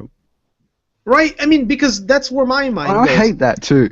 Sometimes I find myself looking at something like that, and I'll click on it, and then afterwards I'll be like, "I fucking did it again. They tricked me." Yeah. Yeah. Or there's not even a girl in the video. That's just like the thumbnail. That too. You know, I really see and before the days when you could put a custom video thumbnail onto YouTube, it used to take a video from the middle point of the video. So people would flash up an image for a few seconds right in the middle of the video, and then it would use that as the thumbnail. So they would trick you into believing that was the video. And if you've got a dick, you're probably going to click on it. Yeah, absolutely. And some people will And that's only what I love click... about this podcast. I can say, I'm calling it a podcast already. This is not a fucking podcast. No. And It's a this is what I love about broadcast. this format is that I can say that this part of it doesn't matter. Yeah. I wouldn't have gone down that route at Iron Hammers. More recently, I don't know if anybody noticed, but over the last 2 or 3 months on Iron Hammers, I kind of went down the fuck it route. And I was like, fuck it, I don't care. This is me. This is what I am. If I'm not saying pretending that I was something different, but editing things out and cutting things out that are me, that I didn't think would fit into that space. It's like the shaving your beard to go to work shit. It's the same kind of thing, yeah? You cut a few things out to go to do it, and that wasn't fun for me anymore, and I was like, fuck it. If people don't like me swearing, that's how I talk. If you speak to me anytime, anywhere, you'll probably hear me swear at some point. It's going to happen. And that's me. If you don't like it, then don't listen to it. It's okay. I probably don't want you to listen to it. If you get offended because I say cunt, like, that's your problem. That's not my problem, man. Like, if that offends you, then sort your ears out, because there's no direct connection to your brain that when you hear the sound cunt, it causes pain across your body. That doesn't happen. It's just a fucking sound. Like, get over it already. If you don't want to listen to it, go listen to something else. Go watch the fucking news where, like, they can't even say anything that's slightly shocking. And what is it shocking? It shouldn't be shocking. It's normal. People say it all the time. No, I don't know, man. I'm tired of catering to anybody. And here's the thing. Like I say, I don't, you won't hear me curse on the show. That's just because I don't, my expression, some people express themselves better using certain words. With me, I am trying to not do that, because I did that so much. I mean, there were episodes of BMI where I would listen to it and I'm like, wow, I haven't used, every sentence was 99% vulgarities, and I was like, okay, let me try to express myself differently.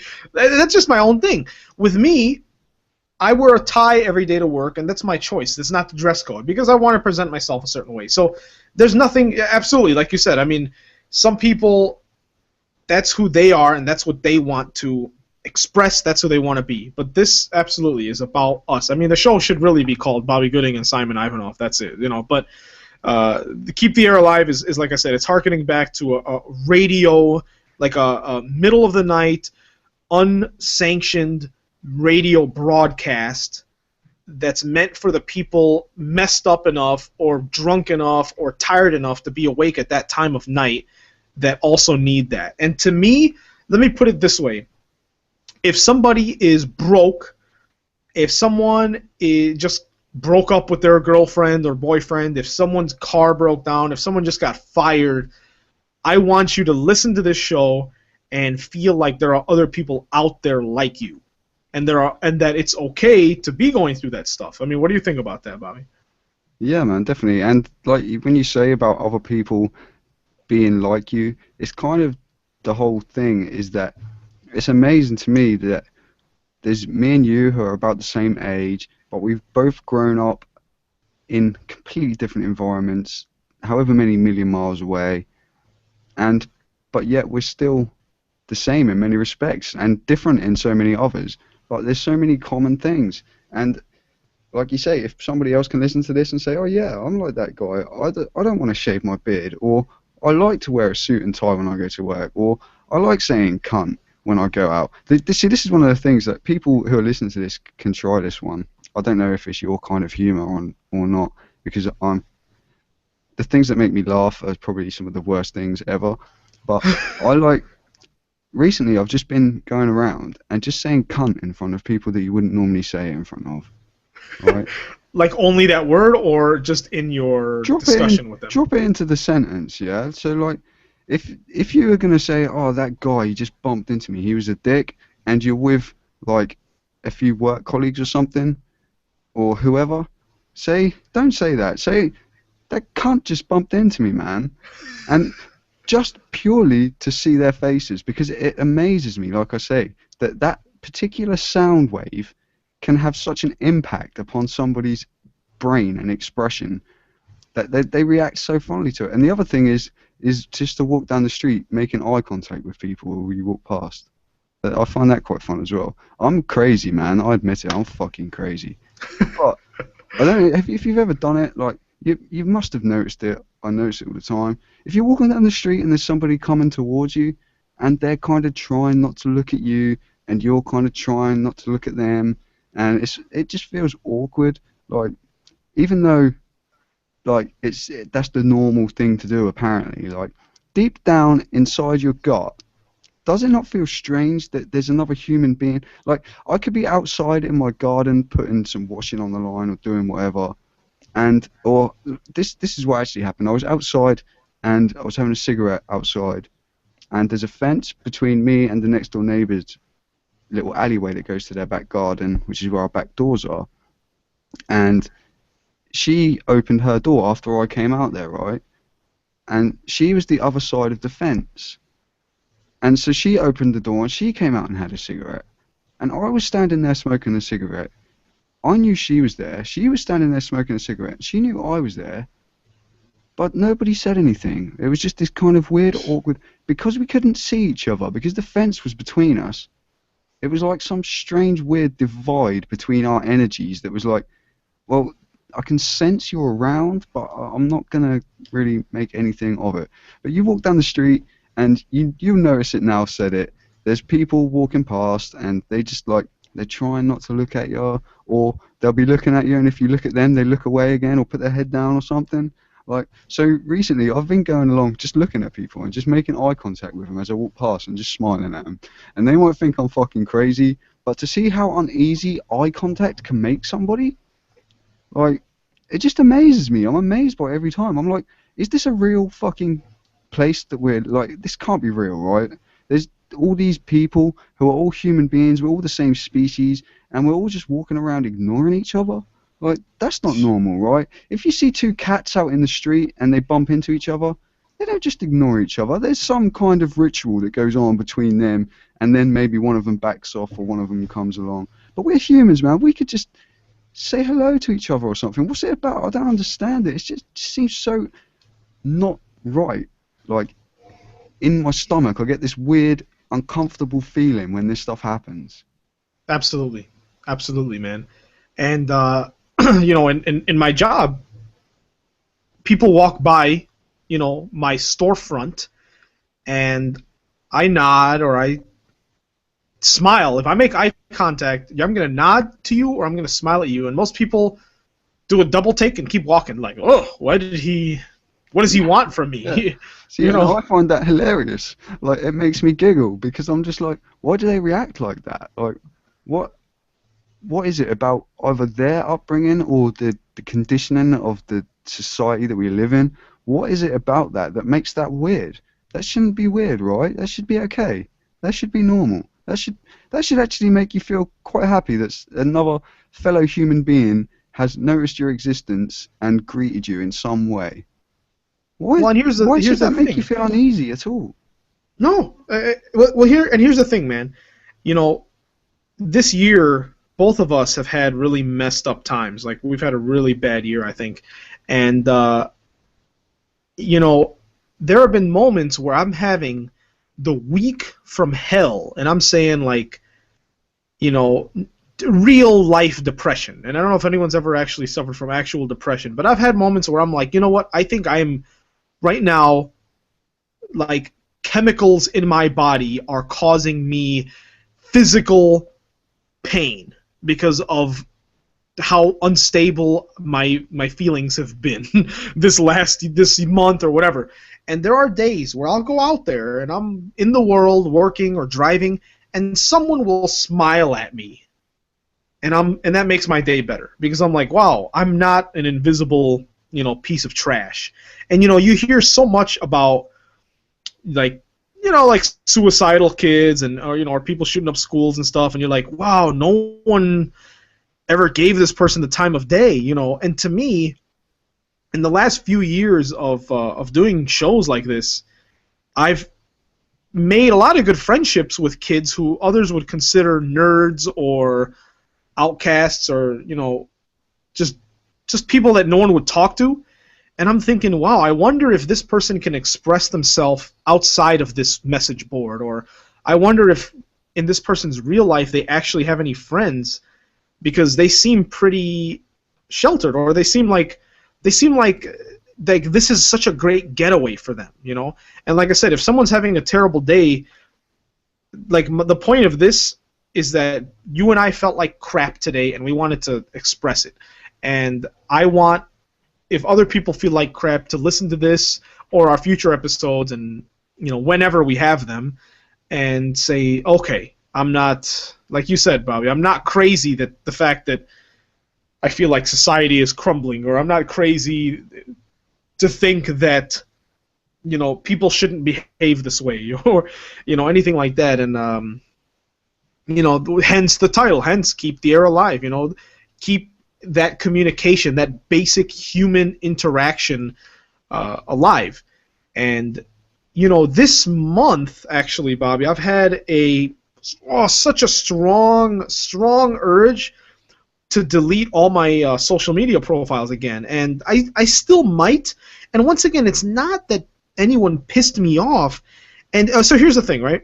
And I'll let you talk, Bob. I promise. I'm so popular for going on rants like this, but I swear I'm getting. I fucking love it, man. That's why I love it. Thank you. Thank you. Well, and I'm getting to something, I promise. So, like my mom, okay? I had my mother on Facebook, right? Because my entire family is on Facebook. Everyone. People in Mexico, people in Lebanon, other countries, they're all on Facebook.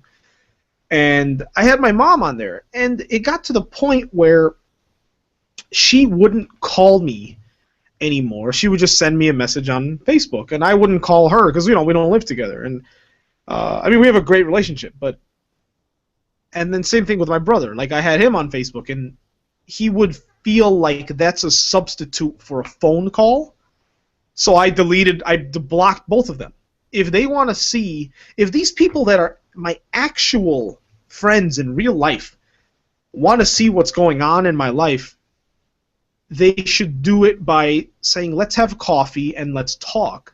Unfortunately, you and I don't have that privilege, Bobby, because we're across the world, but it would be fucking cool to do though. Oh man, but I felt like deleting Facebook and Twitter and everything so that people who really want to talk to me, and it's not one-sided, because I also see, like a good friend that I haven't seen in years, like I'll follow their news feed and say, oh, he got married, oh, he had a kid. Yeah, you And do it then I go yourself in, too.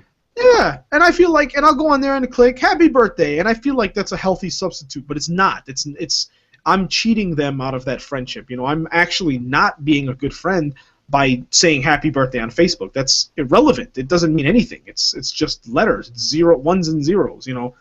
And I feel like just taking all that off, just so that I can ground myself a little better.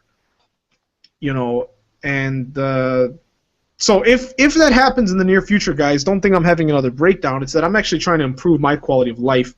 And one last thing, Bobby, is that I've been reading so many tech articles this week about what they call back-channel social interactions, back-channel social media. If you've noticed, Twitter now has their direct message icon right at that top. And it used to be hidden. You used to have to go through menus. Click to your profile first. Exactly, because they didn't want you sending private messages. Same thing with Facebook. Facebook, around the entire world, Facebook is pretty popular, but WhatsApp, GroupMe, Voxer, Snapchat are almost have as much activity, because it's gotten to an oversaturation point that people don't want everything out in the open anymore. People don't want everyone seeing. They actually want to get back to talking with 3 or 4 friends, as opposed to, hey, I'm having a party, and then the whole world can see it. And it's getting to that point where people need that human touch, that human interaction. And that's what I want to get to. That's what this is. Not to have it. Absolutely. And to go through the day not having that interaction. There was just last year when my partner and my daughter went away for her sister's wedding, and it wasn't my kind of thing. I didn't want to go. They were going to Barbados, so it made it a lot more expensive to take me to. And I was like, it's okay, I'll just stay at home for 2 weeks. I don't mind, I'll stay at home. And I didn't see many people throughout those 2 weeks, and it really started to mess with me, man. It was really I don't know, it really started to mess with my head that I was just by myself all the time. It was really bad. And the other thing I wanted to say about when you was talking about feeling depressed and stuff like that, it's okay, it's perfectly part of being a human, is if you've had a shitty week, is you're going to feel depressed, right? That's normal. Don't panic about it. I understand there's some people that have serious clinical depression and they need some kind of medication or therapy or something for it. But if you just had a bad week and you're feeling a bit depressed, it's okay. So are a lot of other people. And it's perfectly normal part of your brain chemistry for you to feel a bit shitty if you've had a bit shit week, right? Yeah. Yeah. There's such a stigma of, if you go on Facebook, I guarantee, you know what? They did a study. They said people who have a profile picture of themselves smiling have more friends on Facebook. That's because, and people don't, I'll tell you what, man, if you were to send a text message to all of your friends, all the people that are considered friends, and you say, I'm very sad today, most of them won't respond. But if you say, great news, guys, everyone's going to be like, oh, wow, what happened? What happened? Yeah, and they're going to go into that, kind of strange human competition thing. Oh, something great's happened to Simon. What's happened to him? Is it something that I would have wanted? Is it something that I wouldn't have wanted? Has he got something better than me? Has he got something less than me? Am I still on top? It's this. Do you know what I mean? That's what happens. Oh yeah. It's this strange, weird competition, and this whole oh well, I'm going to put this online, but I'm not going to put that online, because people might not want to see that side of me or whatever. And I was going through a rough time a little while ago when there was no podcast for a while, and I kind of spoke about it, and I was like, how can I word this in an Iron Hammer's PC gaming podcast kind of way? Do you know what I mean? And it just seems ridiculous. it happened to me. I had a shit time. It's fine. Like, I don't have to pretend that I was happy that whole time. I don't have to pretend that I was like doing all this really fun, cool stuff. I wasn't. I was having a fucking shit time. I wasn't doing anything, Yeah. and that's okay too. Well, you know, people lead a double life on Facebook. That's what I want to get away from. Like, if I'm gonna put something now online, I want it to be really me or what I think or feel about a topic. Mhm. I don't want it to be edited in any way. I don't want to have to not say something because it doesn't fit in that part, whatever. I'm done. Yeah. Yeah, man. No, absolutely. Absolutely. I mean, look, I know several people who their Facebook page and their amount of Facebook friends would indicate that they live an amazing life. And I know them in real life, and they're sad people. Like, I know a couple. I actually know two people in a relationship, a couple that for years, for freaking years, man, it's all love you, baby, and then they respond, love you too, baby, I can't wait to see you, even though they live together and stuff like that, and I have the best boyfriend in the world, oh, I have the best girlfriend in the world. And then you'd see them, and they are the worst couple you've ever met. They have no intimacy, they don't actually love each other, and I'm like, wow, they are pulling the wool over everyone's eyes because everyone says you guys are such a cute couple, and then I hang out with them and I go, wow, these people are really terrible together. Well, It's kind of like a kind of micro version of what's going on in like the bigger picture with the media and stuff. Like, they yes, portray this kind of image on their news stations and on their internet pages that yeah, the world's going quite all right. We're gonna throw another $15 trillion into this. Don't worry, if everything will be just fine. It's gonna be okay. You know, we're fine. And it's like kind of as though the media is like trying to reaffirm their own beliefs that it's all okay. And it's the same thing in that situation as well, man. It's like people are so who like not happy in their situation that they think that if everybody else thinks they're happy, then they might get happy too. yes, absolutely, absolutely. And here's my thing, okay? I don't post unless it's something good to say. Like the old adage of, if you have nothing good to say, don't say anything at all. And I still agree with that. Like if you look at everything I've ever done creatively, if I didn't like a game, I wouldn't talk about it much. That's Maybe what I I used to do too. right, because I'm like, who cares? If I don't like it, people don't want to hear about that. They want to hear what I like because people enjoy when I'm positive. And that's still how I look now. Like, I'm not going to waste time or give attention to something I can't stand. I'd rather share good things with people. I'd rather share like a hamburger that tastes really good and say, oh, you guys should try it, rather than how much it sucks. And so with Facebook, it's still the same. Like, if I'm having a very down week, you're not going to see me on Facebook at all. So that's how you know that if you want to know when to call me and say, Simon, are you okay? It's when I haven't posted anything at all for like weeks.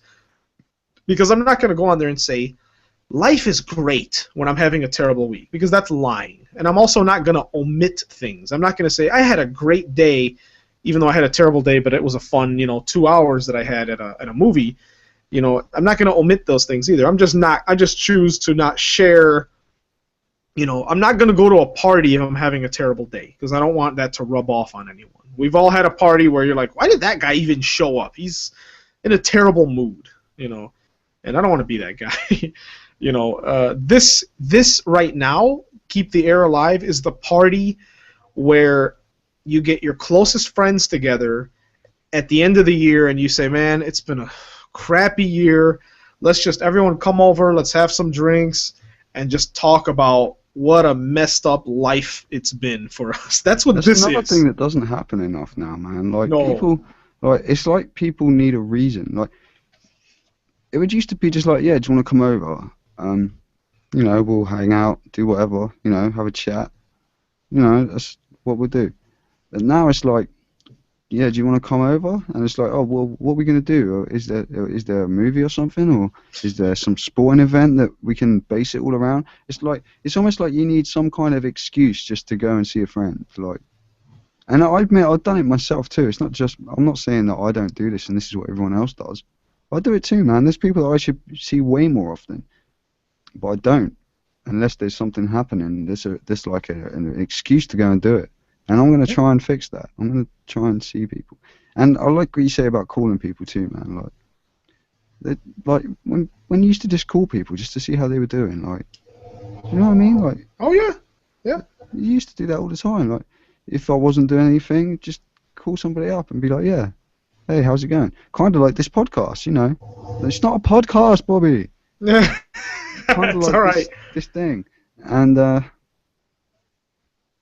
just call somebody up and just talk to them. What's on their mind? You find something to talk about. Like, that's another thing. We haven't got a list of anything that we wanted to talk about, and we've been talking for how long now? Yeah, 2.5 hours. And we haven't had to really that long. Yeah, it's 6:30 for me. We started at 4. We were a bit late starting. Oh, I guess 2 hours then. Yeah, it took a half hour for Google to work. But yeah, that wasn't my fault, by the way. We were ready on time. Well, look, you know, I am known within my circle of friends of being the guy that hosts crazy parties. Actually, my girlfriend and I host crazy parties, okay, at our apartment. We seem to be the only people who either have a place that's party-friendly or what. But my house, you know, it's a 2-bedroom apartment. It's just us two that live here. There's plenty of rooms, plenty of places for things to happen, for people to do God knows what. You know, things get crazy at our place, okay? And, but at the end of the day, you know, I'll be like, man, that was fun.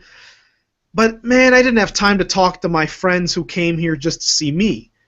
You know, and for the last 4 years, we've been doing that stuff. And it all actually started with the BMI time because, you know, Patrick would come over, we'd bring everyone, we'd have like a live audience watching us do the show and stuff like that. But, you know, last Saturday, I brought 2 friends over. The 2 guys I talk to all the time. 2 friends. My girlfriend was there. It was after work. It was after the worst week of the year for all of us. We sit down. We sit down with wine, just like a few bottles of wine. One of my buddies doesn't even drink, but we were so quiet, so laid back. We had the candlelight going. We had some chilled out music going that my sober friend was buzzed. He was buzzed from that, the ambiance of just talking, just humans talking. And dude, I told them, just come over. We're just going to talk. We ended up talking till about 5 in the morning. One of my buddies, one of his friends that he hadn't spoken to in like 10 years died that day, and he had just found out. We started talking about, man, how one of the guys, his mom, almost, you know, his dad who he never met wanted him aborted. We started talking about crazy stuff, dude, and it was the best time. It was probably the best day of the year for me. It was the best time because we just talked. We got to know. I learned things about my friends. One of these guys I've known for about 25 years, and I learned things about him I never heard before because I never gave it the time of day, you know. And I want it makes that relationship stronger too, man. It's like, it's kind of a different tangent, but like if you take like some sort of psychedelic drugs or something like that, man, like, and you obviously went about it the natural way, or your friend who didn't drink, like you say, he was feeling buzzed off the conversation. But like, because you take something like magic mushrooms or something like that, and it just lowers your inhibitions so much that you share so much more, and you really do become who you really are. And like, there's people that you do that with, and it gives you some kind of bond between you because you shared that like moment where you weren't kind of wrapped up in anything anymore. You know, you just took everything off and got completely naked and had the conversation with nothing to stop you. And it makes you better friends. It makes you more understanding of each other when something happens. just by talking to each other. And you don't need to have some kind of drug or alcohol or anything for it to happen, but I guess in this society that makes it a bit easier to do. Yeah, no, that's absolutely true. And hey, you know, I read that 1 glass of wine, no, forgive me, 2 glasses of wine gives you an equal effect to being awake for 18 hours. Now, this guy that I'm talking about that doesn't drink had like a long weekend and barely got any sleep. So that contributed to that too, you know, because it's and same thing, being up awake for 18 hours is the same effect as drinking 2 glasses of wine. And like we've all had a day, like you pull an all-nighter for work or school, and at the end, you know, you're talking about some deep stuff with your friends, you know. Most let me put this out there. People, this is going to strike a chord with everyone. We've all had nights in a hospital for a family member that you are up for dozens, like 24 hours or more, and those are the deepest conversations you will ever have with your family members. Am I correct in saying that, Bobby? Yeah, man. Probably. You know, I mean, that's because you're tired. It's just been a messed up time. And there's no distractions. You're in a clean clinical hospital where everyone's being quiet and you can just talk, and there's nothing. You can't use your phone. You know, you can't keep checking Twitter in the middle of your conversation. You're just giving each other 100% of your attention. Yeah. Yeah. And that's beautiful, man. You know. It is, and everybody can do it at any time. You can go out into the street, find some random person, and you could, if you were to just talk to them and they were to be open with you and actually have a conversation and not run away thinking this guy's fucking crazy, why is he talking to me? I've never seen him before. Like, and you can have that with any other human being on the fucking planet. Yeah. Well, I make it a point at work. You know, I work for an eye doctor now. So people will come in, have a seat, they'll fill out some paperwork, wait for the doctor to see them. When they come out, they talk with me some more to see what kind of glasses they need, right? So I get a lot of quality time with these people. And sometimes if people come in early, there's nothing going on, there's no one else in the location, I'll say, hey, how's your day going, right? And we're sitting down, it's quiet.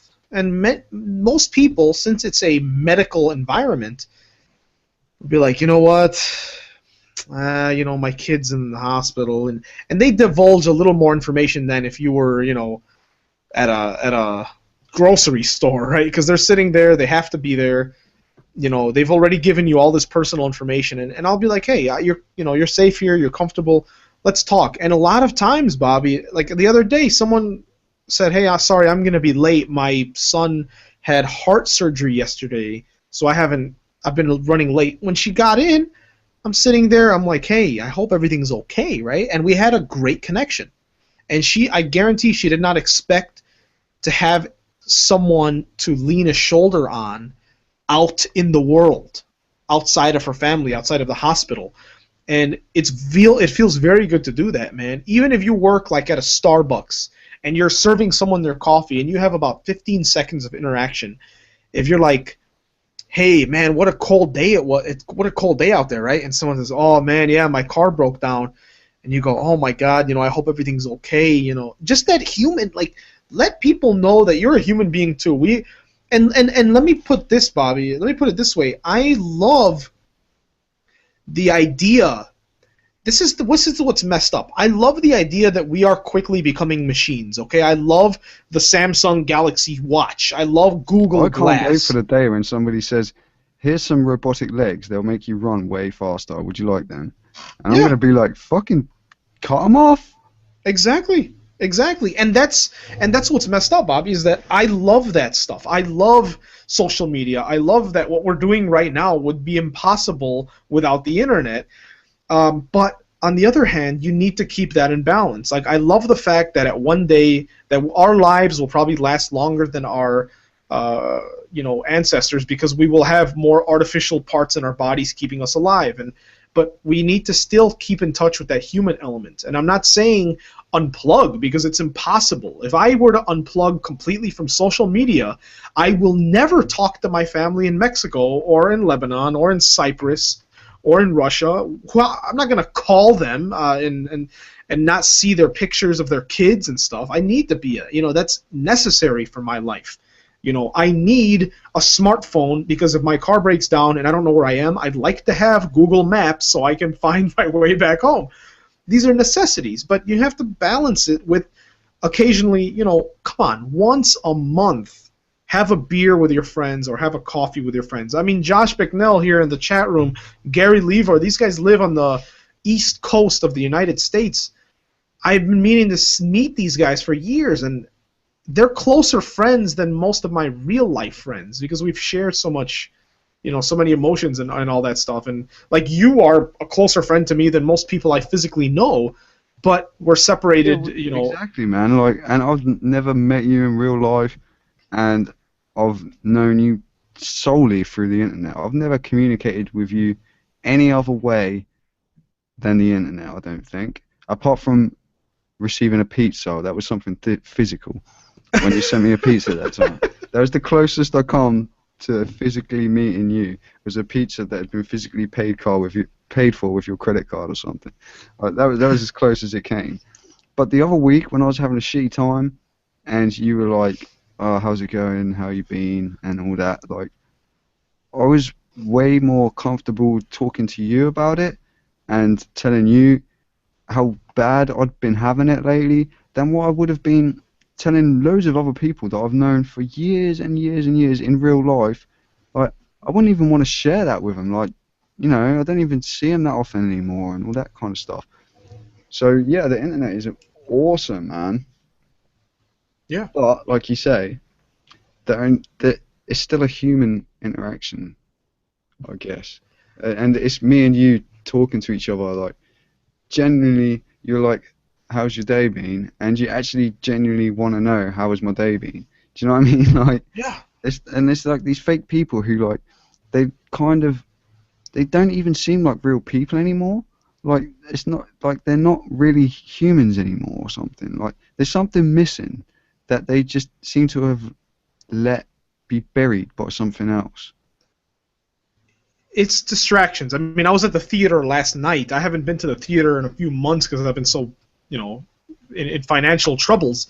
But my girlfriend and I go to the theater, and she went off to get some popcorn or something, and I'm sitting there in the lobby. I wanted to take a picture, Bobby, because I saw 3 couples sitting down in the lobby, all of them on their phones, looking at their phones, and I'm like, what? There's like a beautiful woman and some dorky-looking guy, and they're just looking at their phones next to each other. I'm like, you don't know the person that's next to you. You don't even care about them. Instead, you're telling someone else, hey, I'm at the theater about to watch this movie, instead of talking to that person and saying, man, yeah, it's such like a good time. People are like more concerned with everybody knowing that they're at the theater than they are with being at the theater themselves. Like, it's almost like they went there just so that they could post it on Facebook that they went there. Absolutely, absolutely. And I use Foursquare on my phone, so I know how that is. If I pick my girlfriend up at work or something, I'm like, ooh, let me open up Foursquare so people can know that I was all the way over here. And it's, that's, you got to balance it. I did that. That's okay because I'm in the car. I bet you never went there just so you could put it on Foursquare, though. Right, exactly. Nor would I check in when my girlfriend's sitting next to me, right? Right. So this is the thing with this show, and I think we'll I could talk for hours, but I want to save some material for later. But this is what I want, Bobby, for the next episode. Whenever we do it, there's not going to be a schedule. You guys will know that it's there. There'll be a website so you could download the episodes and listen to them when you're feeling depressed. The next episode, Bobby. Bear in mind, they won't always be depressing, however. No. But okay. They're amazing. Well, what I was going to say is that this is going to be the most human show you'll ever listen to. Is that a good description? Yeah, man. It's going to be honest, and it's going to be about two people who have a lot in common, who have lived miles apart for many, many years, and both see not only common aspects amongst themselves, but common aspects in the way that they see the world.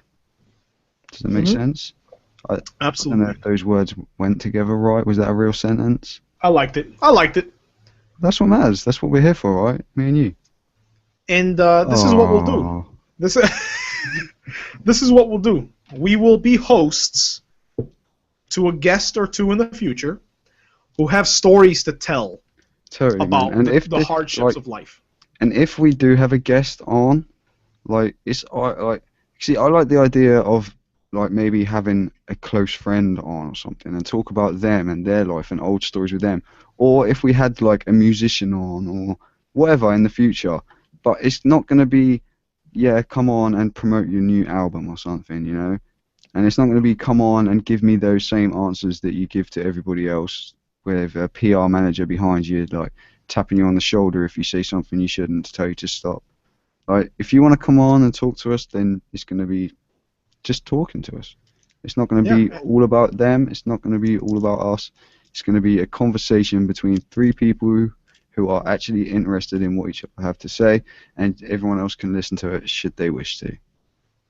And hey, if, God forbid, you know, someone that's listening, hey, you know, a family member dies, come on our show or send us an email. You're going to come on our show and we're going to talk about life and death with you. Yeah, see do you know the best podcast in the world ever, the best episode of any podcast in the world ever? A guy called Duncan Trussell. I don't know how many of you will know who he is. He's an American comedian, or lives in LA or something like that. And he does stand-up comedy, and he does a podcast. He used to do a podcast called The Lavender Hour, and now he does a podcast called The Duncan Trussell Family Hour. And it's funny because it's really not family friendly whatsoever, and that's why it's called The Family Hour. But yeah, he was going through a time where his mum was in hospital dying, basically. And so what does this guy do? Most people just would be gone, right? That'd probably be it. Like, you know, it's going to be tough. This guy gets a microphone out and goes and does a podcast with his mum, discussing their feelings about her dying and how he's going to feel and how she's going to feel and how she wants him to remember her, and the most deepest conversation you will ever hear. Conversations that many people who have lost their parents probably wish they could have had, but never made the time for. This guy records that conversation and shares it with everybody. And it is like, if you don't cry at some point while listening to that, then you're one of these people who aren't human anymore. Trust me, because that is fucking deep, man. I'm looking for it right now. I'm on his website. I see My Mom Part 2 and yeah, there's two. Yeah, they're both good. They're both amazing. I think it was the second one that was the most touching, I guess, but I'm not sure. But that is awesome, and that's going to be my first amazing thing that I share with you on this show and with everybody. Is go and listen to that podcast. And if you don't fall in love with that dude, next thing he finds out he has testicular cancer, and what is he doing? He's on there talking about how he's had to have his ball chopped off, and that now he's only got one ball, and just sitting there making jokes about it. The guy is fucking awesome. Trust me, he is an amazing dude. So check his podcast out, yeah. But like you say, man, those kind of situations are where that real humanity comes out. Like, we're all gonna fucking die, and we all try to avoid it and forget about it, and our ego is telling us, don't worry, you're invincible, nothing bad's ever gonna happen, you're gonna be just fine. Yeah. But it's not always that way. And you know what? I'll tell you one thing. All this stuff that we're saying, all this stuff we've ever done, is never gonna disappear from the internet, right? Like, it's never, all the stuff I've tried to bury with BMI of me talking about things that are borderline illegal and stuff are going to resurface one day somehow. And, you know, when people talk about, this person sucks and I hate this person, it's all going to resurface. It's never going to disappear from the internet. And let me tell you what, on my deathbed, if I have 50 episodes of Keep the Air Alive where me and my friend across the world are talking about life and feelings and fun stories about and things that we love and hate, I'll be more proud of that than talking about something that millions of other people talking about a video game or a movie. Not that we can't do that anymore, but I think this is a great legacy. I would love one day for my unborn child to be able to listen to these, because these are like diaries, man. These are like digital diaries that we are making, and I would love to get more people involved in this. And it doesn't mean we have to talk. I mean, I would love people to come on and talk about fun stories of camaraderie and brotherhood and family and stuff like that, and ask people, well, what's it been like? What's it been like being a gay in a conservative town, or what's it been like being black in an all-white town? Or think crazy stuff like that. I want to get a military guy on here and ask him how war was. I want that type of stuff on here, man.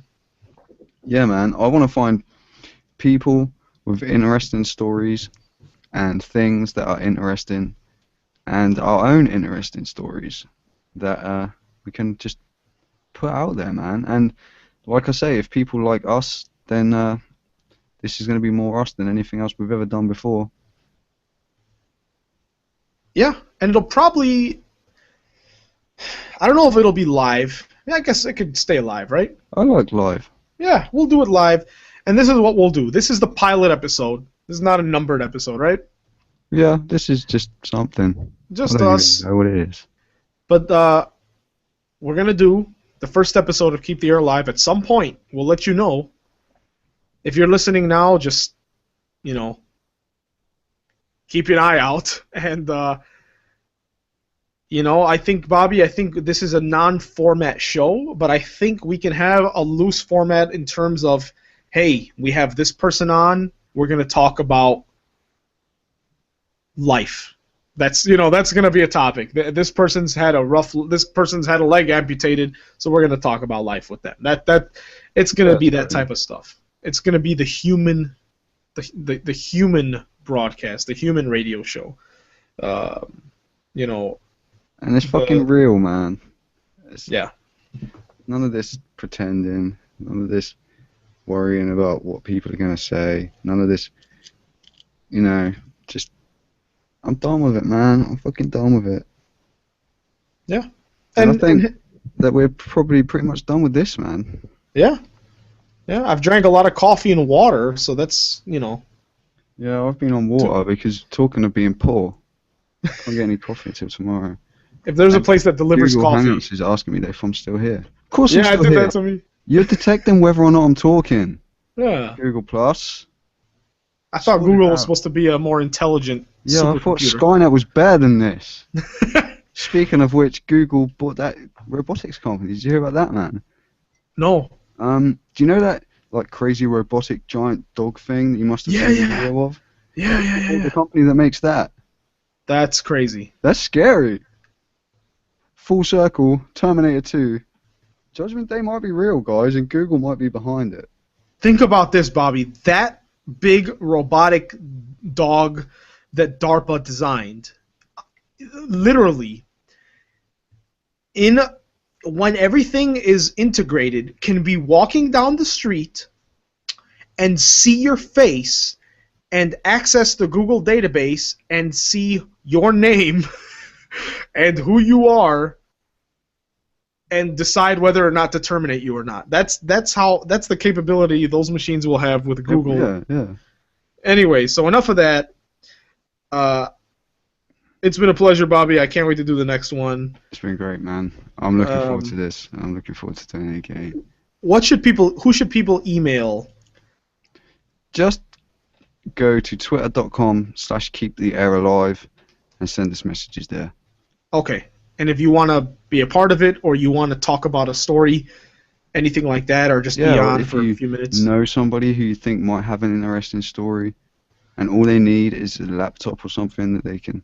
Because I'd love to like speak to people who have lived much longer than we have, or like like some elderly person who's lived some which seems fairly normal life. But imagine the stories that they will have across like 60 years, like. But yeah, if you think of anybody that you think would be cool to have on here, or if you just want to keep up to date with what we're doing, because there will be more stuff, there will be a website coming up and stuff like that too. So yeah, just keep up to date on that. That's the easiest way to do it, and it's the best way for us. It's the social network that I find is the best just for keeping people up to date with stuff, if you know what I mean. Yeah. And it allows people to get in touch with you without any kind of barriers to it. You don't have to be in their friends list or whatever. They can just send us a message. So twitter.com/keeptheairalive. You can find me at Bobby Gooden on Twitter if you really want to get in touch with me personally. But yeah, just if you enjoyed our conversation today, just look out for another one when it happens, and let us know too. Tell us that you enjoyed it. Yeah. Well, and Josh Bicknell says that he's going to drive down in an hour, and he's riding that robotic dog to my house. For coffee and chat. God, that's scary. That's scary. And you also imagine this though. It's not just one robotic dog deciding whether to terminate you or not. It could be thousands. Oh, or it could be that. Okay, we're going to talk about this next time. Okay. It's been a pleasure. Let's get out of here. Guys, keep an eye out. Keep the air alive. And,